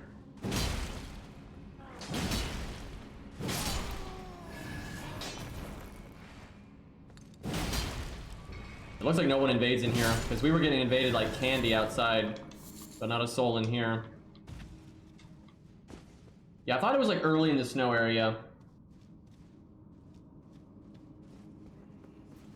So that means I have to kill Morgott on this character. That kind of sucks. I wanted to keep the capital open. But I can keep the outside of the capital open because there's a billion field bosses out there. So that's no problem. But yeah, I have to kill Godfrey and I have to kill Morgott, so there's no way to keep the capital open.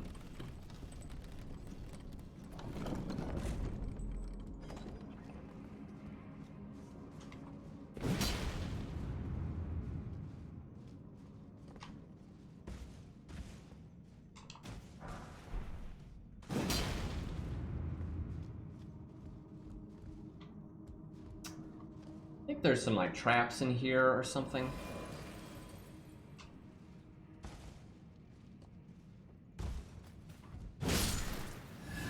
Oh, that's satisfying. Oh, that's even more satisfying. Right out of the air, dude.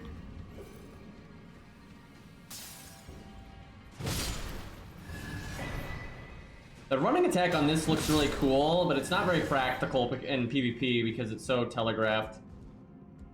It can get people though when you're running at them and they think you're gonna swing, so they roll and then you like delay it. Sometimes that works. But it's so slow a lot of times they can double roll and still be fine.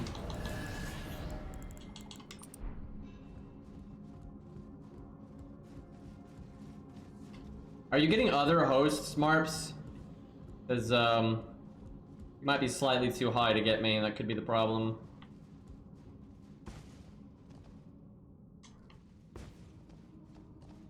I've always got my level 60 character. I can always play them for chat to invade me. Ooh, so that was that R1 I didn't actually do right there. That was queued up from like quite a while ago. I was trying to do a plunging attack and it just didn't happen. Well, that's a flask out the window. I actually probably didn't need a flask there though, because so many of these guys kill themselves, I could probably get my health back through that.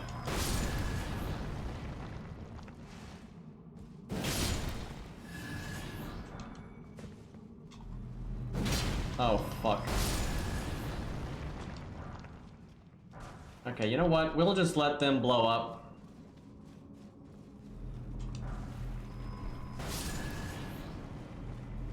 Free health.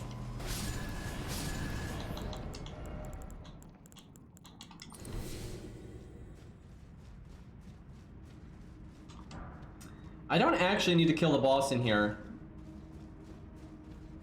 So I figure, I don't know why we would ever invade in this place, but yeah, we might as well keep it. I could see some fun in here. Can I bail out though, or do you need to go back to the entrance? So it might be difficult to keep the boss alive. Let me see.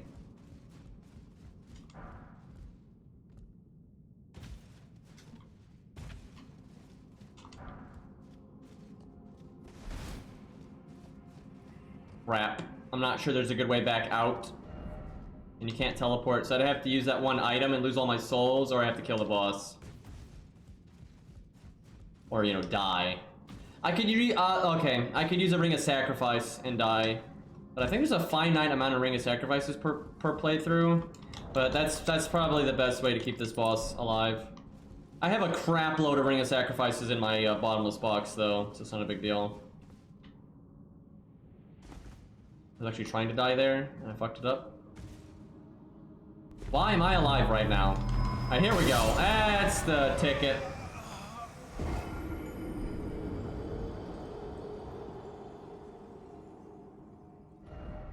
No, we do not want to res the shrine, because then we would still be inside of here. Look how crazy that is, though. Outside is just Invasion City, and then in here, it ain't nothing. Not a soul.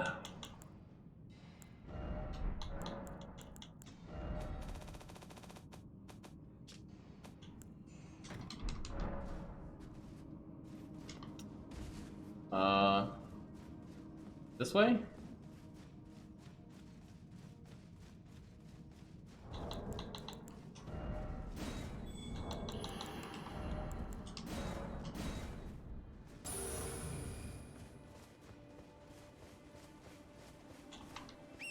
I'll probably get to be on my horse for like 5 seconds.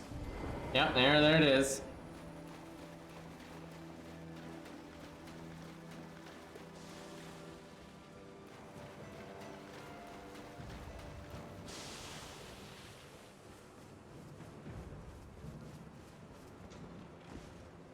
Not getting, oh, there they are. He probably invaded down below, so me running up here is probably going to make it difficult for them to find me. Okay, now they see me. They're good.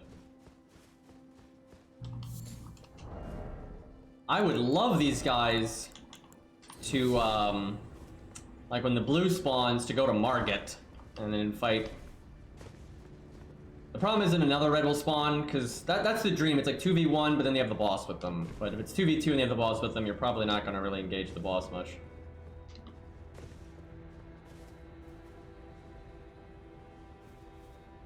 Can we, like, surprise this guy on the way up? Let's see.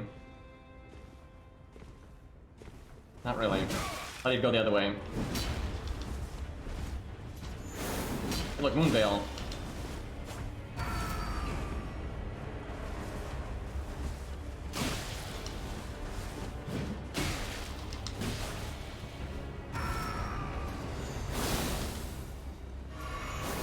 Jesus Christ, that damage. God, I fucking hate Moonveil. I don't know why he did that. That was not a good move there. I should have blue flashed. Where on earth are we? This is not where I thought we would be.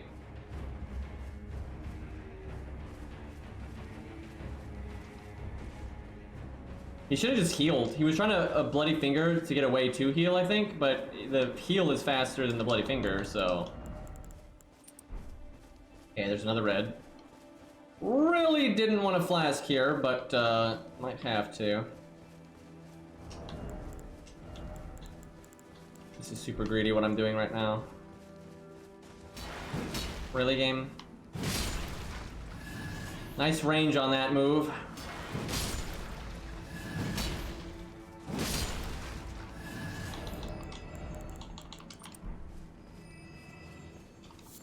Lucas.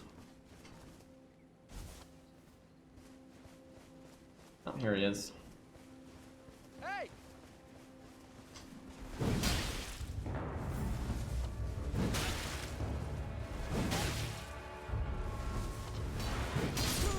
Well, that was like roll catch the game.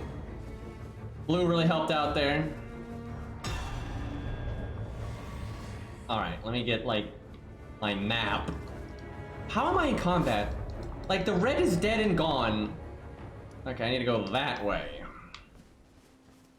At least that was a samurai that was actually using a katana. The amount of people I see in the samurai armor and they're not using any weeb related weapons.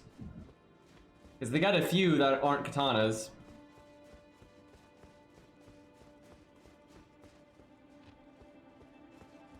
Okay, that's where Margit is, over there.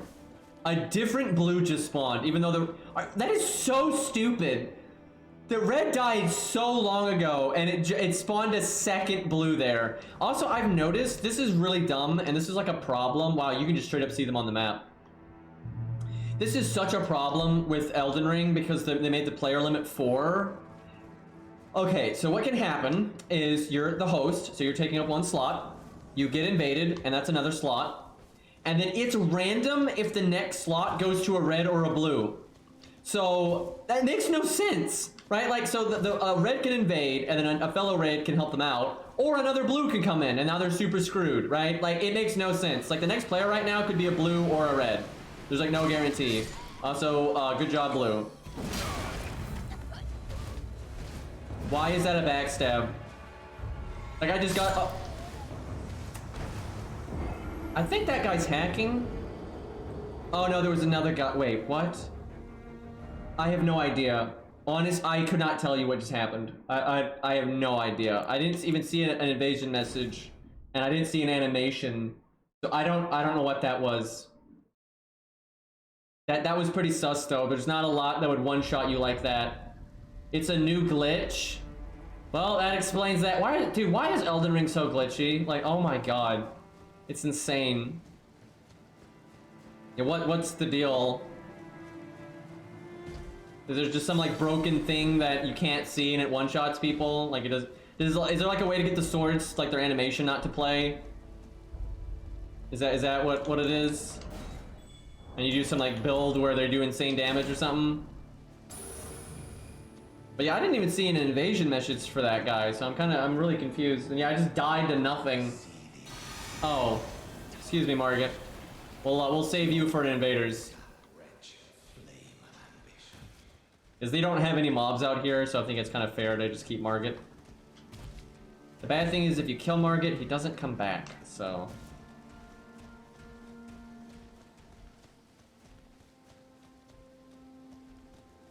Tristan, there's a harp bow in this game.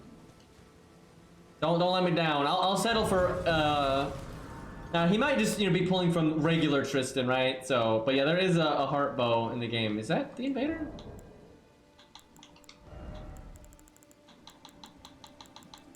Why is it so hard to find this item? Yep, I don't even. Well, PvE taking the priority right now.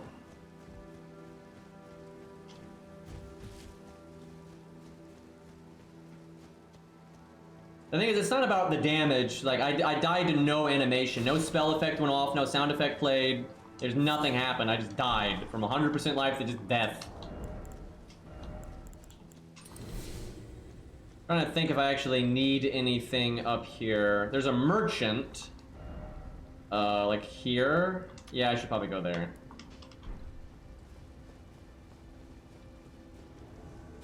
Okay, there's another red. And our blue is going to be useless and just die, so it's essentially a 2v1.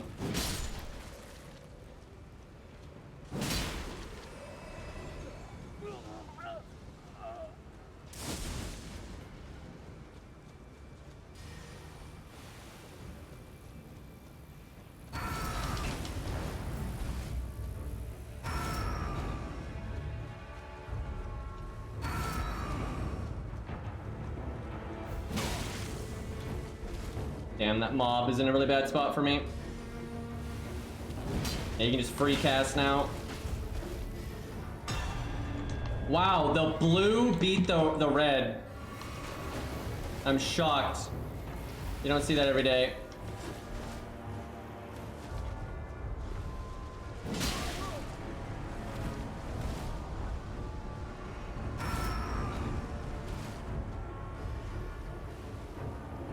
Gotta be patient with that bleed thing.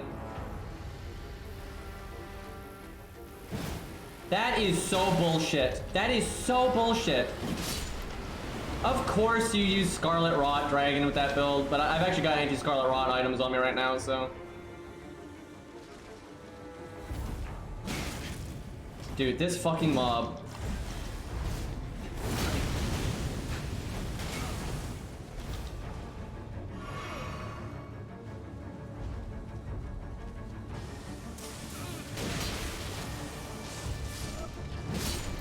The other red AFK. Also, that guy just got wrecked by like the easiest thing to dodge in the game. Like, Lightning Spear is not particularly good. So this guy's AFK, so I'm gonna take advantage of that and just get my shit back. Well, this blue got so many rewards.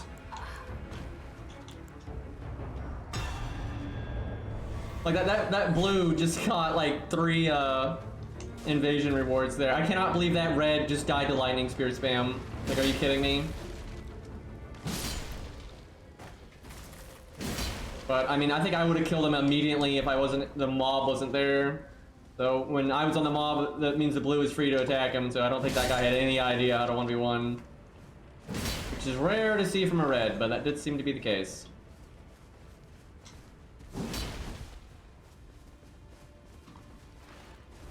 I hear a mob. I swear I heard a mob, dude.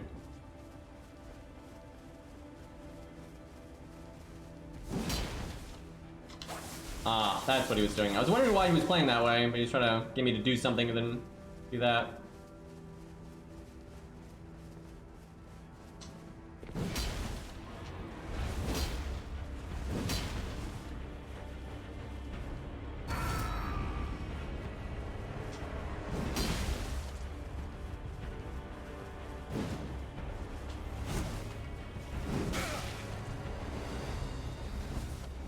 my god, I hate when it makes you go for a backstab. I legitimately want them to remove backstabs from the game at this point. They never happen, they're so pointless, and anytime the game makes you go for a backstab attempt like that, you're so fucked. Like, it's so slow and bad.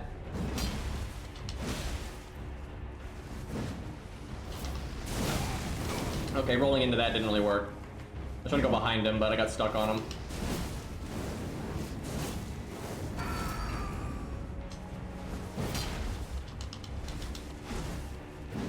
I should have waited to rolling attack.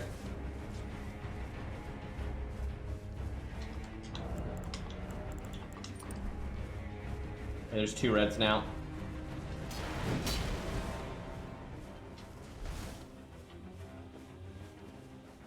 I don't know why this guy's being so patient. It's pretty easy to get aggro on big swords. Just gotta look out for the poke.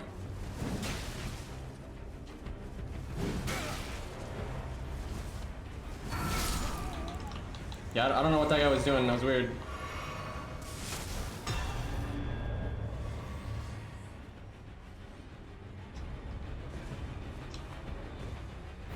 Okay, great shield. I probably need to switch weapons.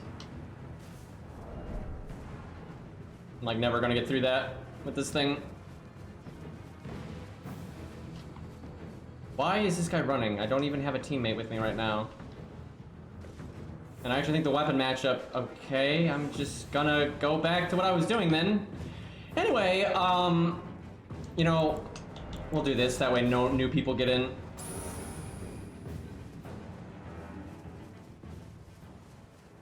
Never mind, someone else got in because they were already connecting.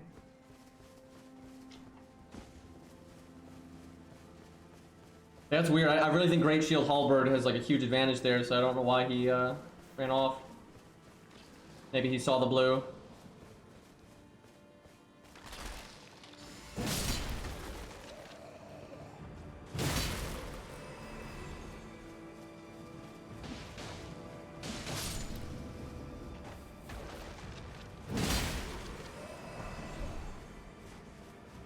What sucks is that other red hadn't joined in. We could fight Margit with the guy that was running away. But I don't really want to do that if there's 2 reds.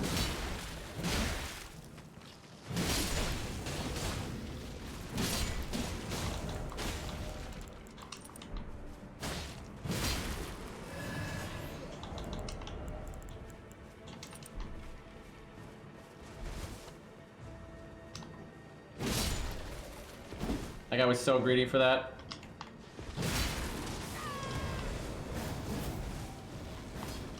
And the blue is almost dead. What the fuck, dude? How are you that bad? Like, who dies that quick?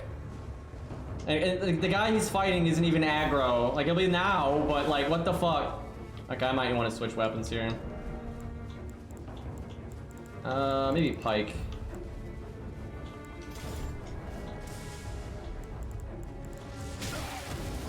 I figured that was going to happen. I could hear it, but I was really struggling to get in my inventory. So it didn't actually equip the other Pike. What the fuck? God, I need to get rid of those rapiers. They throw me off so hard.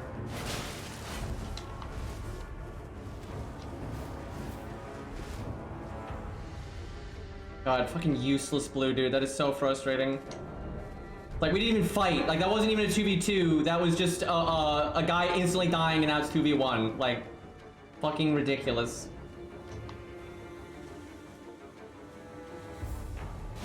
And anytime I get aggro on the halberd guy, he'll just block. So this is going to be a huge pain in the ass.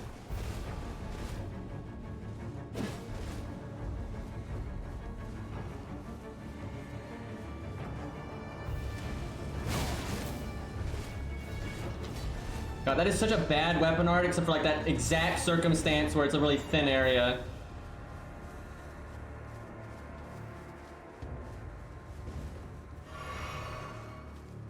I like how he's not going to get aggro because his teammate was so far back.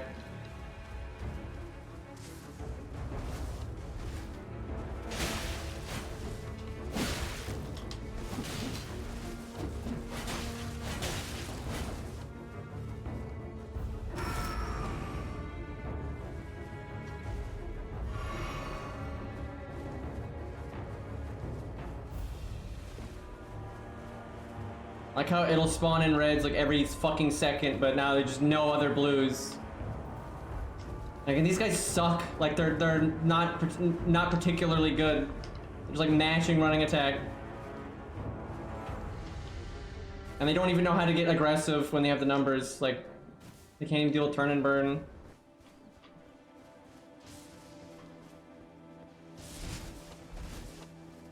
Yeah, that guy's probably getting low on FP.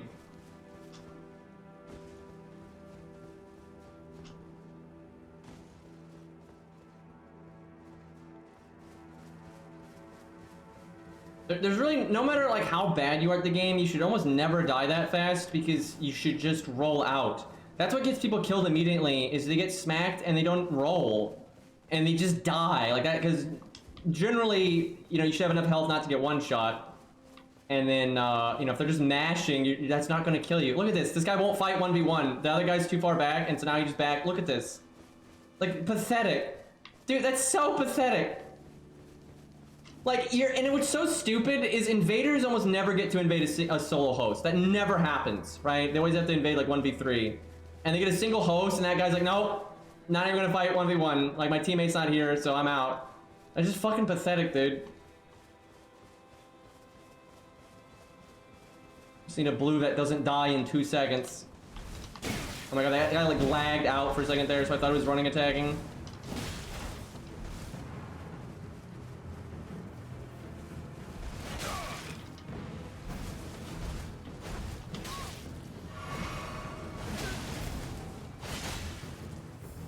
The blue's already almost dead, dude.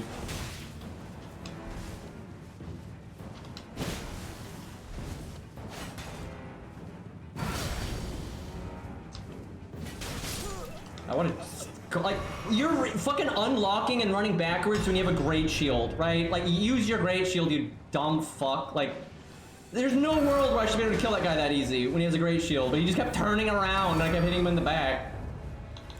Like, they're that bad, right? Like no offense, but like they're that fucking bad at the game. And that's why they're trying so hard not to 1v1. But then why are you invading? Like, what the hell? Like, look how easy that was. Like, the millisecond, it was like 2 1v1 separate like that. They just die in a second. And look, when the other guy died and it became 2v1, I was 2v1 that entire time, right? And when the other Reddit's 2v1, he dies in like 3 seconds. Like, what the fuck? Like, and that's why they play that way. But then, like, why are you invading? Like, you're never... It's insane that they even invaded me, right? Like, it's so rare to find a solo host, right? Like, I invade all the time, right? I normally invade. And you never see solo hosts, right? It's all 2v1, 3v1. You know, they don't have Taunter's Tongue on, so you don't get a fellow red. Or if they have Taunter's Tongue on, they've already filled up all the slots with friendlies, so another red can't get in. That's very common. And so you get this weird circumstance, you know, where you get a solo host and there's multiple reds, and then that's how you play, right? It's like how his teammate was far behind. He's like, nope, not fighting this guy for 5 seconds in a 1v1.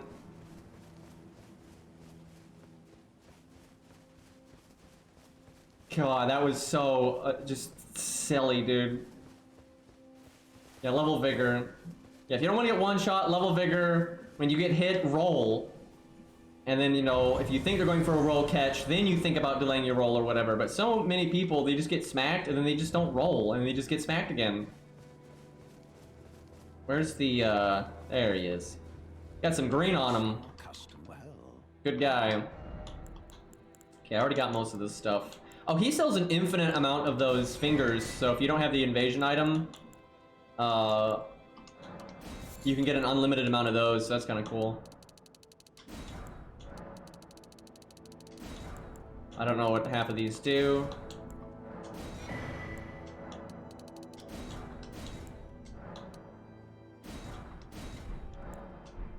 Alright. Where be Mr. Red? And what sucks is most of the reds we've seen today didn't suck. That's the thing, most of the reds we've seen today are fine, right? And they were actually pretty solid, and, you know, they 1v1 or they go for roll catches, you know, they play the game, right? But those two just randomly got lucky and got in like some bullshit circumstance where they were super advantaged, which is so rare as an invader. But then they were just trash. Like, I'm telling you, most of those invaders we fought earlier, if you put like any combination of them together, they probably would have killed me there. right? Because it's not hard to win a 2v1. But we got like the two like just pussiest invaders ever. If I can kill this guy before this guy gets on me. All right, twin blade, bleedy nonsense. See, it's summoned 2 blues, so now this guy can't get a backup. Please go to mobs. You need mobs, so it's 3v1 right now. Like, please go to mobs. I won't get mad at all. You can run to Margit. I'll fight you head on. It'll all be great. Dude, don't just... if he just stands here, he's gonna die, dude. He's gonna die so bad.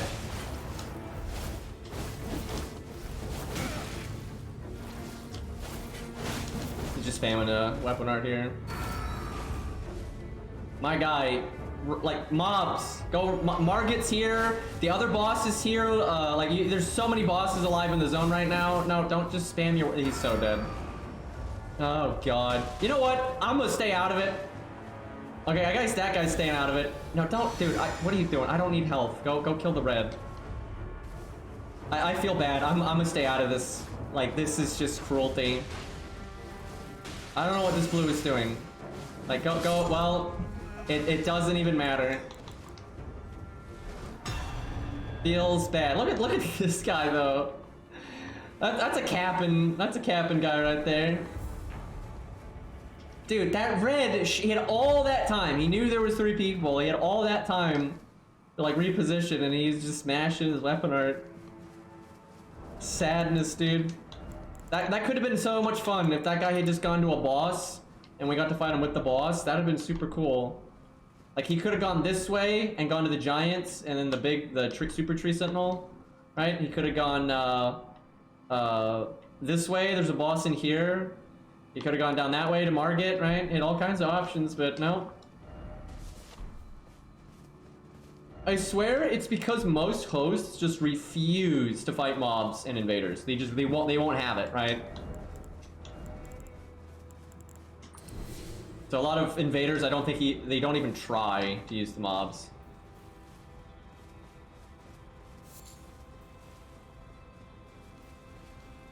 Like, they'll just use the mobs if you're already fighting them, in my experience. Okay, this is gonna be a pain in the ass. Right, there's 2. You're supposed to have your horse, but you can't use the horse in PvP, so just dodge good.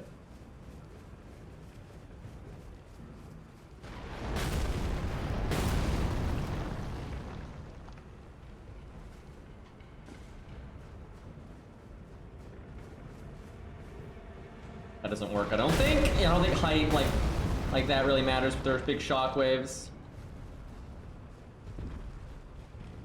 Don't you fucking shoot that at point blank range. That son of a bitch.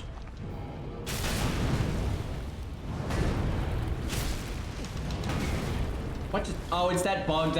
It's that same guy. Yeah, that's ridiculous. Only one of the swords hit me, and it did that much damage. That is so dumb.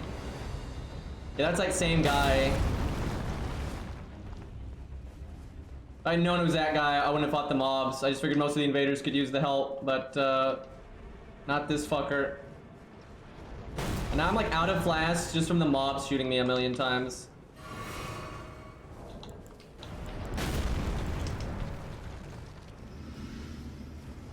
Now we have to go pretty far back for those guys to stop shooting. Dude, that's just broken. Like, there's no animation and it just kills him. Like, you just died to nothing. Oh, it's so dumb too, because you normally block people that, you know, do cheats like this, but you can't block people, and he just killed the other red.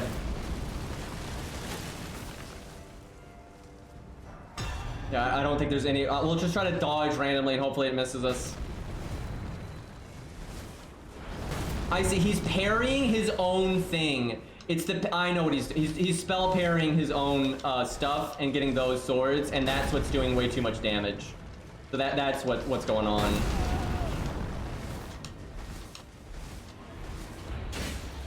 And of course, he's just doing that. He's just, you're gonna do this stupid spell parry thing. Yeah, I get how the glitch works now, though. Dude, that is so dumb. I cannot believe how many broken interactions are in Elden Ring like this, though.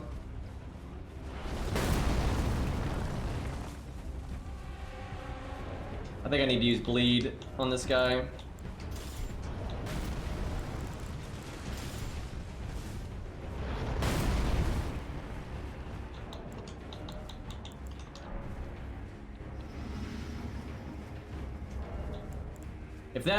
If my trinket comes back, that would really help, because it makes the first hit do way less damage. But I don't know, hard to get that right now. Alright, let's see if I can get not hit by the swords that one-shot me.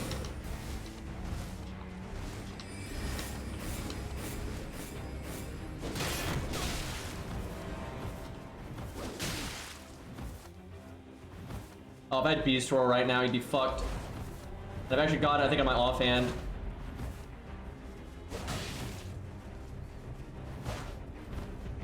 Dude, I could kill this guy so easy with Beast Roar.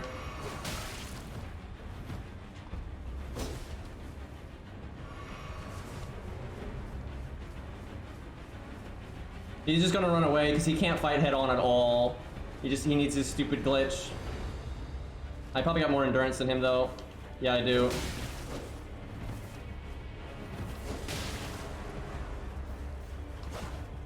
Oh my god, I need fucking Beast Roar. It's so stupid.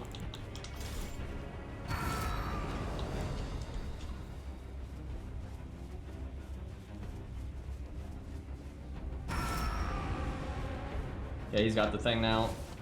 He only got a partial. I don't know if it counts. Dude, this guy's so pathetic, dude.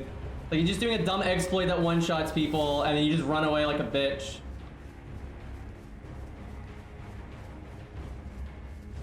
Oh, you know what?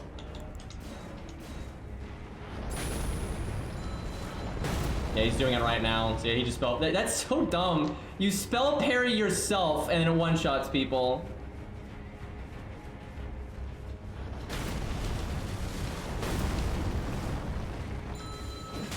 He's trying to. It missed. Yeah, I can't see the animations, but it missed. It already fired and it missed, so they're not actually there.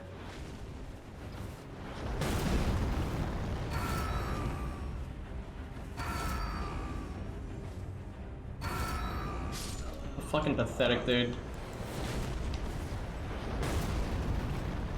Well, I know how it works now. Yeah, they spell parry themselves, and then you can't see it. The animation fucks up.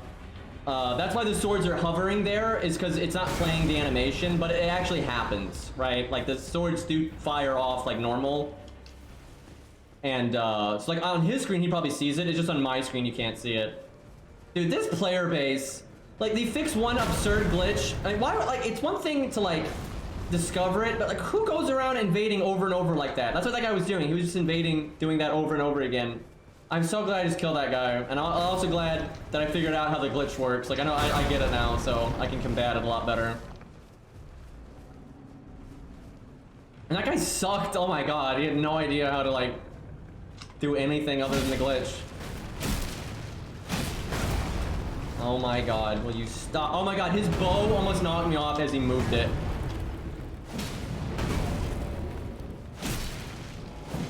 Dude, fuck off. Like, since when is it hard to knock the archers down? Like, what was that?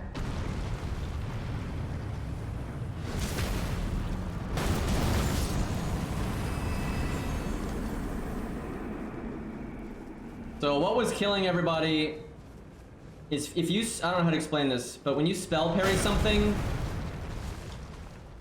you get like these 3 swords that hover around you, and you could see that. Like, he literally had those swords hovering around him.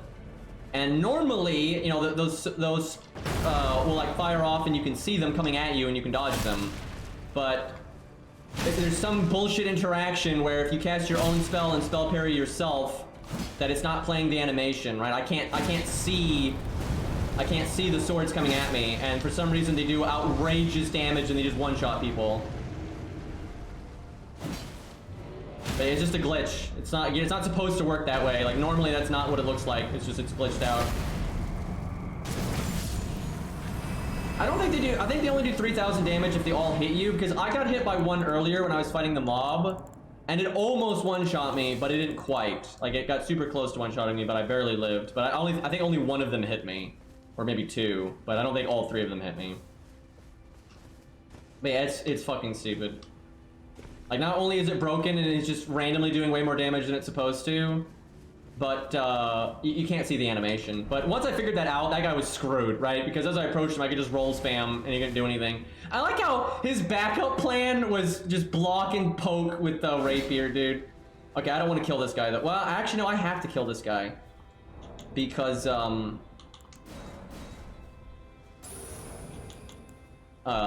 I had to go inside. You can actually skip this guy with do the Faya thing, but well, no, I don't want to do that. Yeah, no, we'll kill him.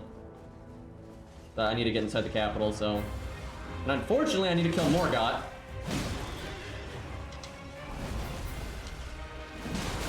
Ow.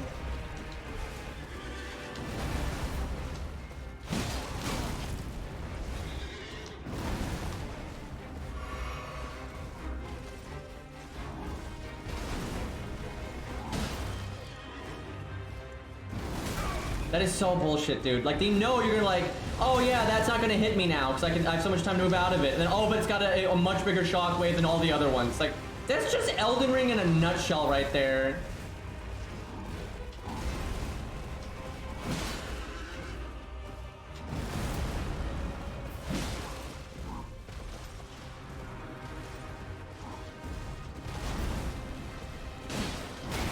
So it normally gets a lot worse than that, to be honest. I'm just getting wrecked by this guy. Just because I'm trying to beat him quickly. And it's not a good idea with his moveset.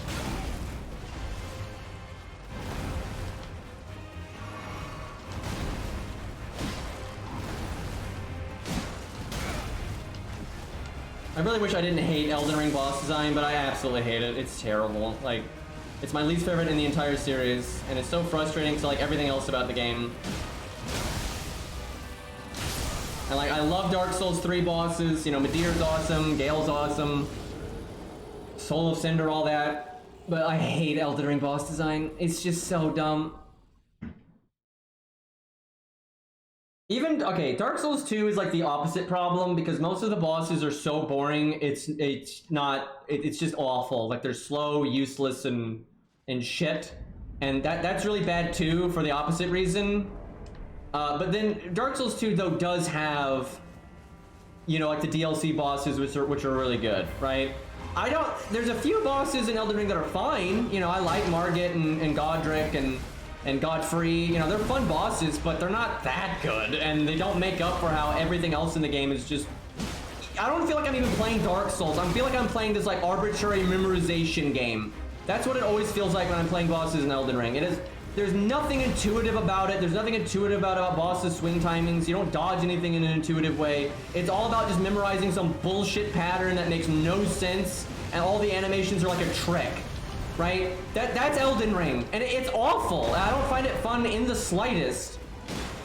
Like, you know, Medeir is often considered the hardest boss in Dark Souls 3, and I could fight that boss all day, right? I don't want to fight these bosses at all, right? They're just lame. I just realized I was going to reset because I was just skill spamming, but you can't because they didn't put a grace even remotely near this guy.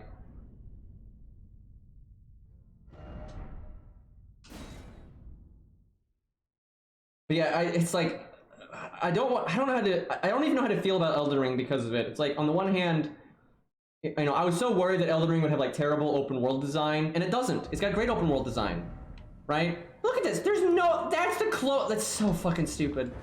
And then I can't warp because, oh my god, it's literally better if I just let him kill me and I restart. But I guess I'll just fight and see what happens. But no, God, fuck this game, dude. I hate everything about how they do bosses in this game.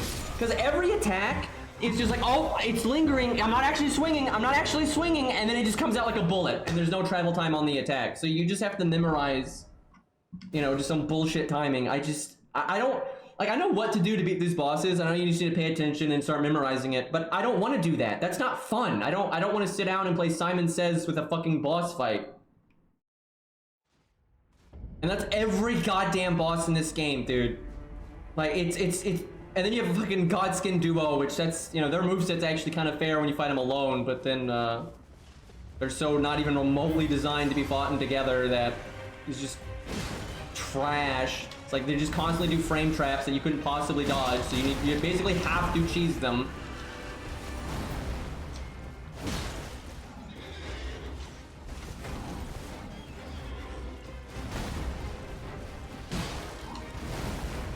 And like, this boss isn't even that bad. Like, this boss is designed way better, I think, than most of the bosses in Elden Ring. But even, it's like that move, right? There's no world you're gonna intuitively be like, oh yeah, this is totally gonna make a shockwave like 3 times bigger than all the other shockwaves.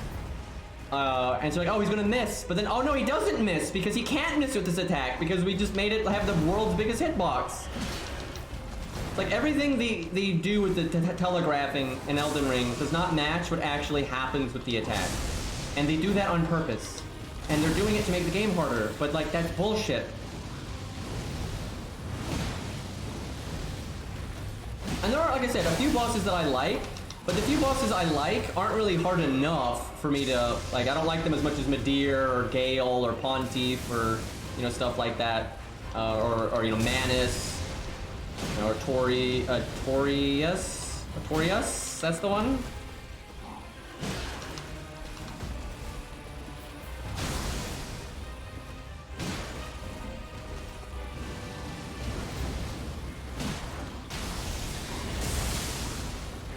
Because, like, you know, after that attack, you would almost always think you can swing. But no, there's a follow-up, and that follow-up is crazy delayed, and just... everything's a roll catch.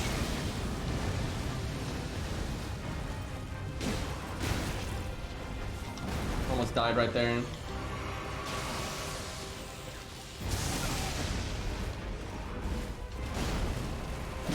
Yeah, I pretty much have fun in Elden Ring and anything I do in this game except the boss fights. Which is just, it's so bizarre, because one of my favorite things of Dark Souls 1, Dark Souls 2, Dark Souls 3, you know, all that stuff, it's always the boss fights. They're normally like the highlight. But yeah, in Elden Ring, I just cannot stand them. But that guy's not even that bad. Seriously, that boss is way more reasonable than like the majority. So that's why I had a feeling there was something in the game that was going to stop you at some point. What happens if you do the Faya quest, though? Because in the Faya quest, you spawn beyond this point. But I guess it doesn't matter, because I need to kill the second boss anyway, because I need to be able to respec. But does anyone know? Maybe you can't progress in the Faya quest until you get 2 great runs. I bet you that's what it is. Oh yeah, the boss design just gets worse and worse. So, I mean, there's good ones. Like, Fire Giant out here is good, for the most part. Margit's fine, Godric's fine. You're not perfect, but they're fine. The boss in Castle Morn's good. The land dragons that like don't fly are good. The Lich Dragon is fine. Godfrey's good. I legitimately like Godfrey. I think Godfrey's probably the best designed boss in the game. And some of the side bosses are okay, but they're not super hard. But some of the side bosses are okay. And I like the Godskins, except for Godskin Duo, but the normal Godskins aren't too bad. You know, they're still kind of arbitrary with their animations. When the first time you see the attack, you're never gonna know how to dodge it, and you just have to memorize it, right? But they're not too bad. But yeah, oh my god, there's so many bosses in this game that are just terrible. And yeah, a lot of bosses are just input reading, and I don't mind that to a certain extent, because, like, okay, Margit input reads, but I think the way Margit input reads is fine. Margit input reads with his ranged attacks. But that's okay, because you can still heal when he's committing to another action and he doesn't have time to use the daggers. And because, like, a player would obviously, if a player was controlling Margit, of course they're going to throw daggers at you when you go to heal, right? So it actually feels pretty logical that Margit has throwing daggers and he'll use them when you go to heal if Margit's not busy doing anything else. Because who wouldn't? Right? Like, who wouldn't throw the daggers at a player just healing right in front of them? Like, I've seen people get annoyed at Margit because he does that, but I don't think that's dumb at all. It's like, oh wow, a boss that's literally doing nothing and not committed to any action, is just standing there staring at you, and you heal right in front of him, of course is going to then use his ranged attack, right? That's fine, right? That's okay. But there's a lot of input reading in these games that are not like that. and they have them like parry or counterattack at like the perfect time when and stuff, and that just gets super annoying. But yeah, Margit is fine. I don't really have an issue with Margit in Elden Ring. I think he's pretty well designed. He's a little too easy ultimately, but the actual toolbox, the way you go about learning his abilities is intuitive and fair, right? He's a little tricky. The only move that I think is a little bullshit is like the sword swing before the hammer. That move's a bit dumb, right? That's just an arbitrary like swing timing you have to memorize. But other than that, it's completely fine, right? I think everything else in his moveset is fine, and I don't mind it. And Godric is mostly fine. There's a few things in Godric's moveset that it's kind of just arbitrary and you have to just memorize it, and it's not intuitive, right? Because any boss in any game, memorizing its moves is always going to make it easier, always, right? But what Elden Ring does is the boss's moves are so counterintuitive to like anyone's like logic. Like the swing timings make no sense. You know, the follow-ups make no sense. The hitboxes make no sense. So you have to fight against like your inherent muscle memory and your inherent logic in your brain. And it's dumb, right? And especially because the animations a lot of times don't match it, right? The animations, you know, make your brain think Y, but oh no, it's actually X. Oh, we got you, right? It's just bullshit. And that's like all Elden Ring is. And there's also just a lot of attacks that feel like they weren't even tuned properly. Like they didn't test it. Like there's an attack by the Elden Beast that's basically unavoidable, right? That's stupid, right? And there's a lot of like combos that the Godskin duo can do that's unavoidable, so you have to like stay really far away from them so they can't do it. You know, it doesn't feel like it was tested. It doesn't feel honed, right? When you fight Manus, right, in Dark Souls 1, every move that he does felt like it has a purpose, it was designed, and it has a designed counter for you to learn, right? It's like, oh, if he does this, you can do this and this and this, or this and that and that. But then he can do this and he can do this, so don't swing too much because of this, right? It's like there's a whole rhythm to how Manus is, and it all feels like intentional and fair. Elden Ring just doesn't feel that way. Margit feels that way for the most part, and a few other bosses do. But so I honestly feel like this is what I think. I think it's two things. FromSoft is leaning too far into, oh man, FromSoft games are hard, oh man, right? They're leaning too much into that, and they're trying to make the game hard, and especially for veterans, they want to make sure these bosses are still hard for people that have played all the other games. And then also, I don't think they play tested it. Straight up, I think because I know they were rushed, and I know this game is huge, and I get it, this game is absolutely massive. I mean, you have all of this, which is just so much, and you have all these like hidden areas you can't even show on the map right now, all the underground stuff. This game is just unbelievably big, right? And there's so many mobs, so many mobs, and so many mini bosses, and all these armor sets and move sets. Like I get it that they were rushed, and it's understandable. But the thing you can't like rush is playtesting, right? You have to make sure the game is proper, and that's why the optimization is so bad. That's why there's all these weird glitches that allow people to do stupid one-shot exploits. That's why a lot of the in-game bosses are just nonsense, right? They don't have movesets that are like, some of their moves are just broken, right? They're not reasonable.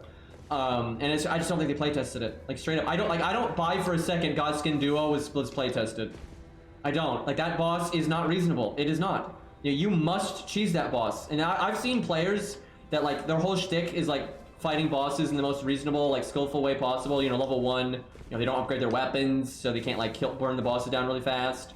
And I've not seen a player do Godskin Duo in a way that's not cheesy. All those players that I've watched, all of them have cheesed Godskin Duo to an extent, right? They'll parry them a lot and like use like ranged attacks and things like that. Because you can't just go in there with a +0 club and naked with no shield, right? You can't, there's no way you're beating Godskin Duo at level 1 with a +0 club, no shield, no parry. That's not happening. The only way you might be able to do it is if you gave the club like the horror stomp or frost stomp or whatever, and killed them with that or some other cheesy weapon art, right? But you're not. If it was just the club, you're not beating them. No way. Unless you take like an hour, right? You play insanely passive until you get them really far away from each other, and you get like a miracle attack from one boss, right? And it gives you the time to swing and be completely safe.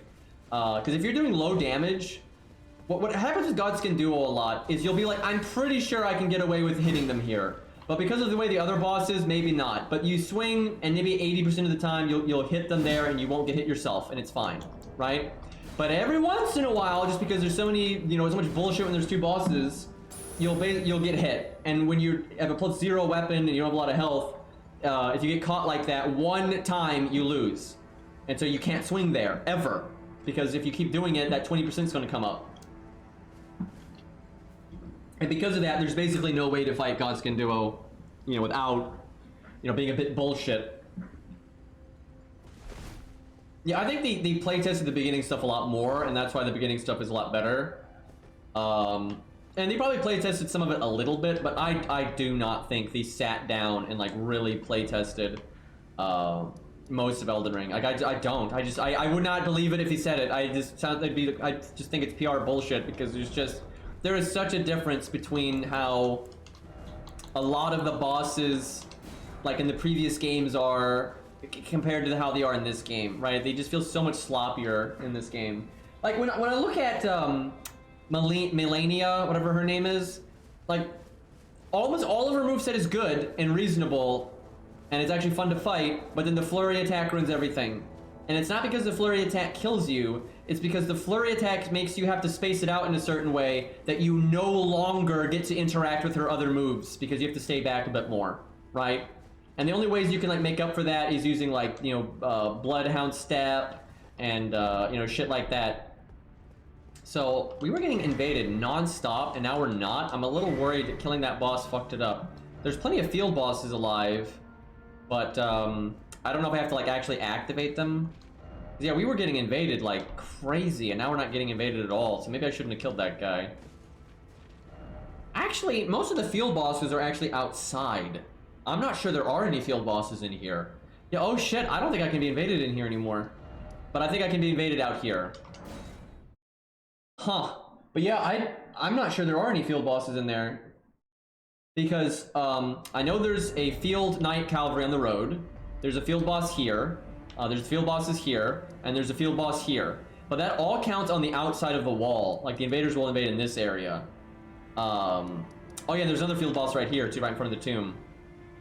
So yeah, I don't think I can be invaded in there anymore. I think the only boss in there is the big guy.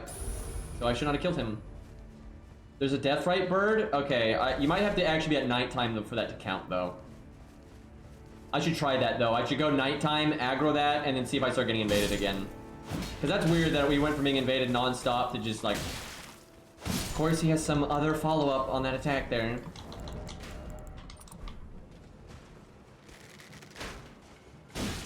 Could just be getting late at night though. When it gets late, less people.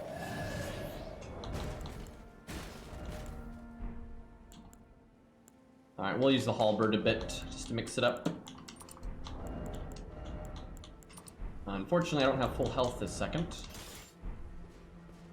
I will momentarily though. There we go.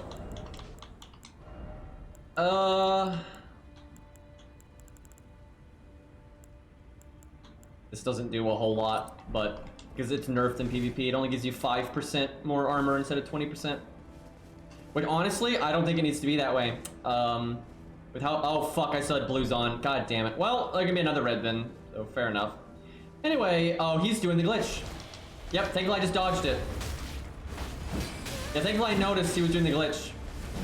Yeah, you can see that when I rolled, you saw like blue stuff hit me. Dude, fuck you, dude. Everyone that does that is getting a point down. Dude, I'm so glad I noticed. The way to tell is the swords around them look a little different. They're like a bit more transparent, a little bit more faded, and a little darker blue. Dude, I got 2 in a row though. We got 2 in a row that are just looking for that stupid one shot. I'm so glad I noticed though, because I rolled it and you could see like that blue thing. So that was the animation going off, but we just couldn't see it. Yeah, these people that use it suck. Like they can't fight without it. So, funnily enough, you can make that build. You can make that. This is an int build. You can make that build and be a very competent like int dex build, like no problem. So if you fail your gimmick, you're completely capable of defending yourself. But I think that's the guy before, wasn't he? Yeah, he's doing the glitch too. Wait, no, he's not. Never mind. Yeah, we fought this guy earlier, but yeah, he was just katana stuff.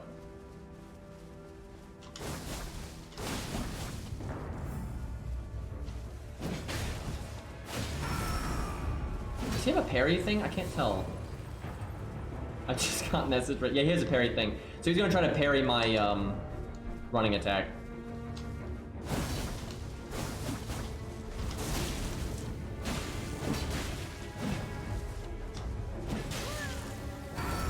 Oof.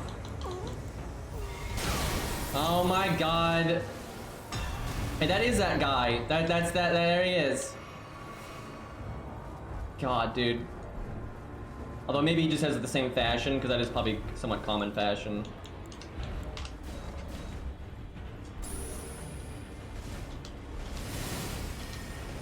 Yeah, I think that's a different person. This is just a caster.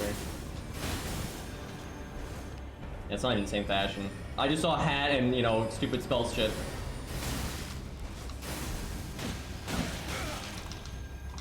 That is outrageous how much damage that did.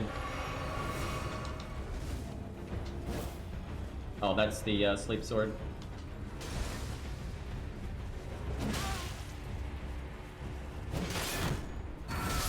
Oh, that was so satisfying.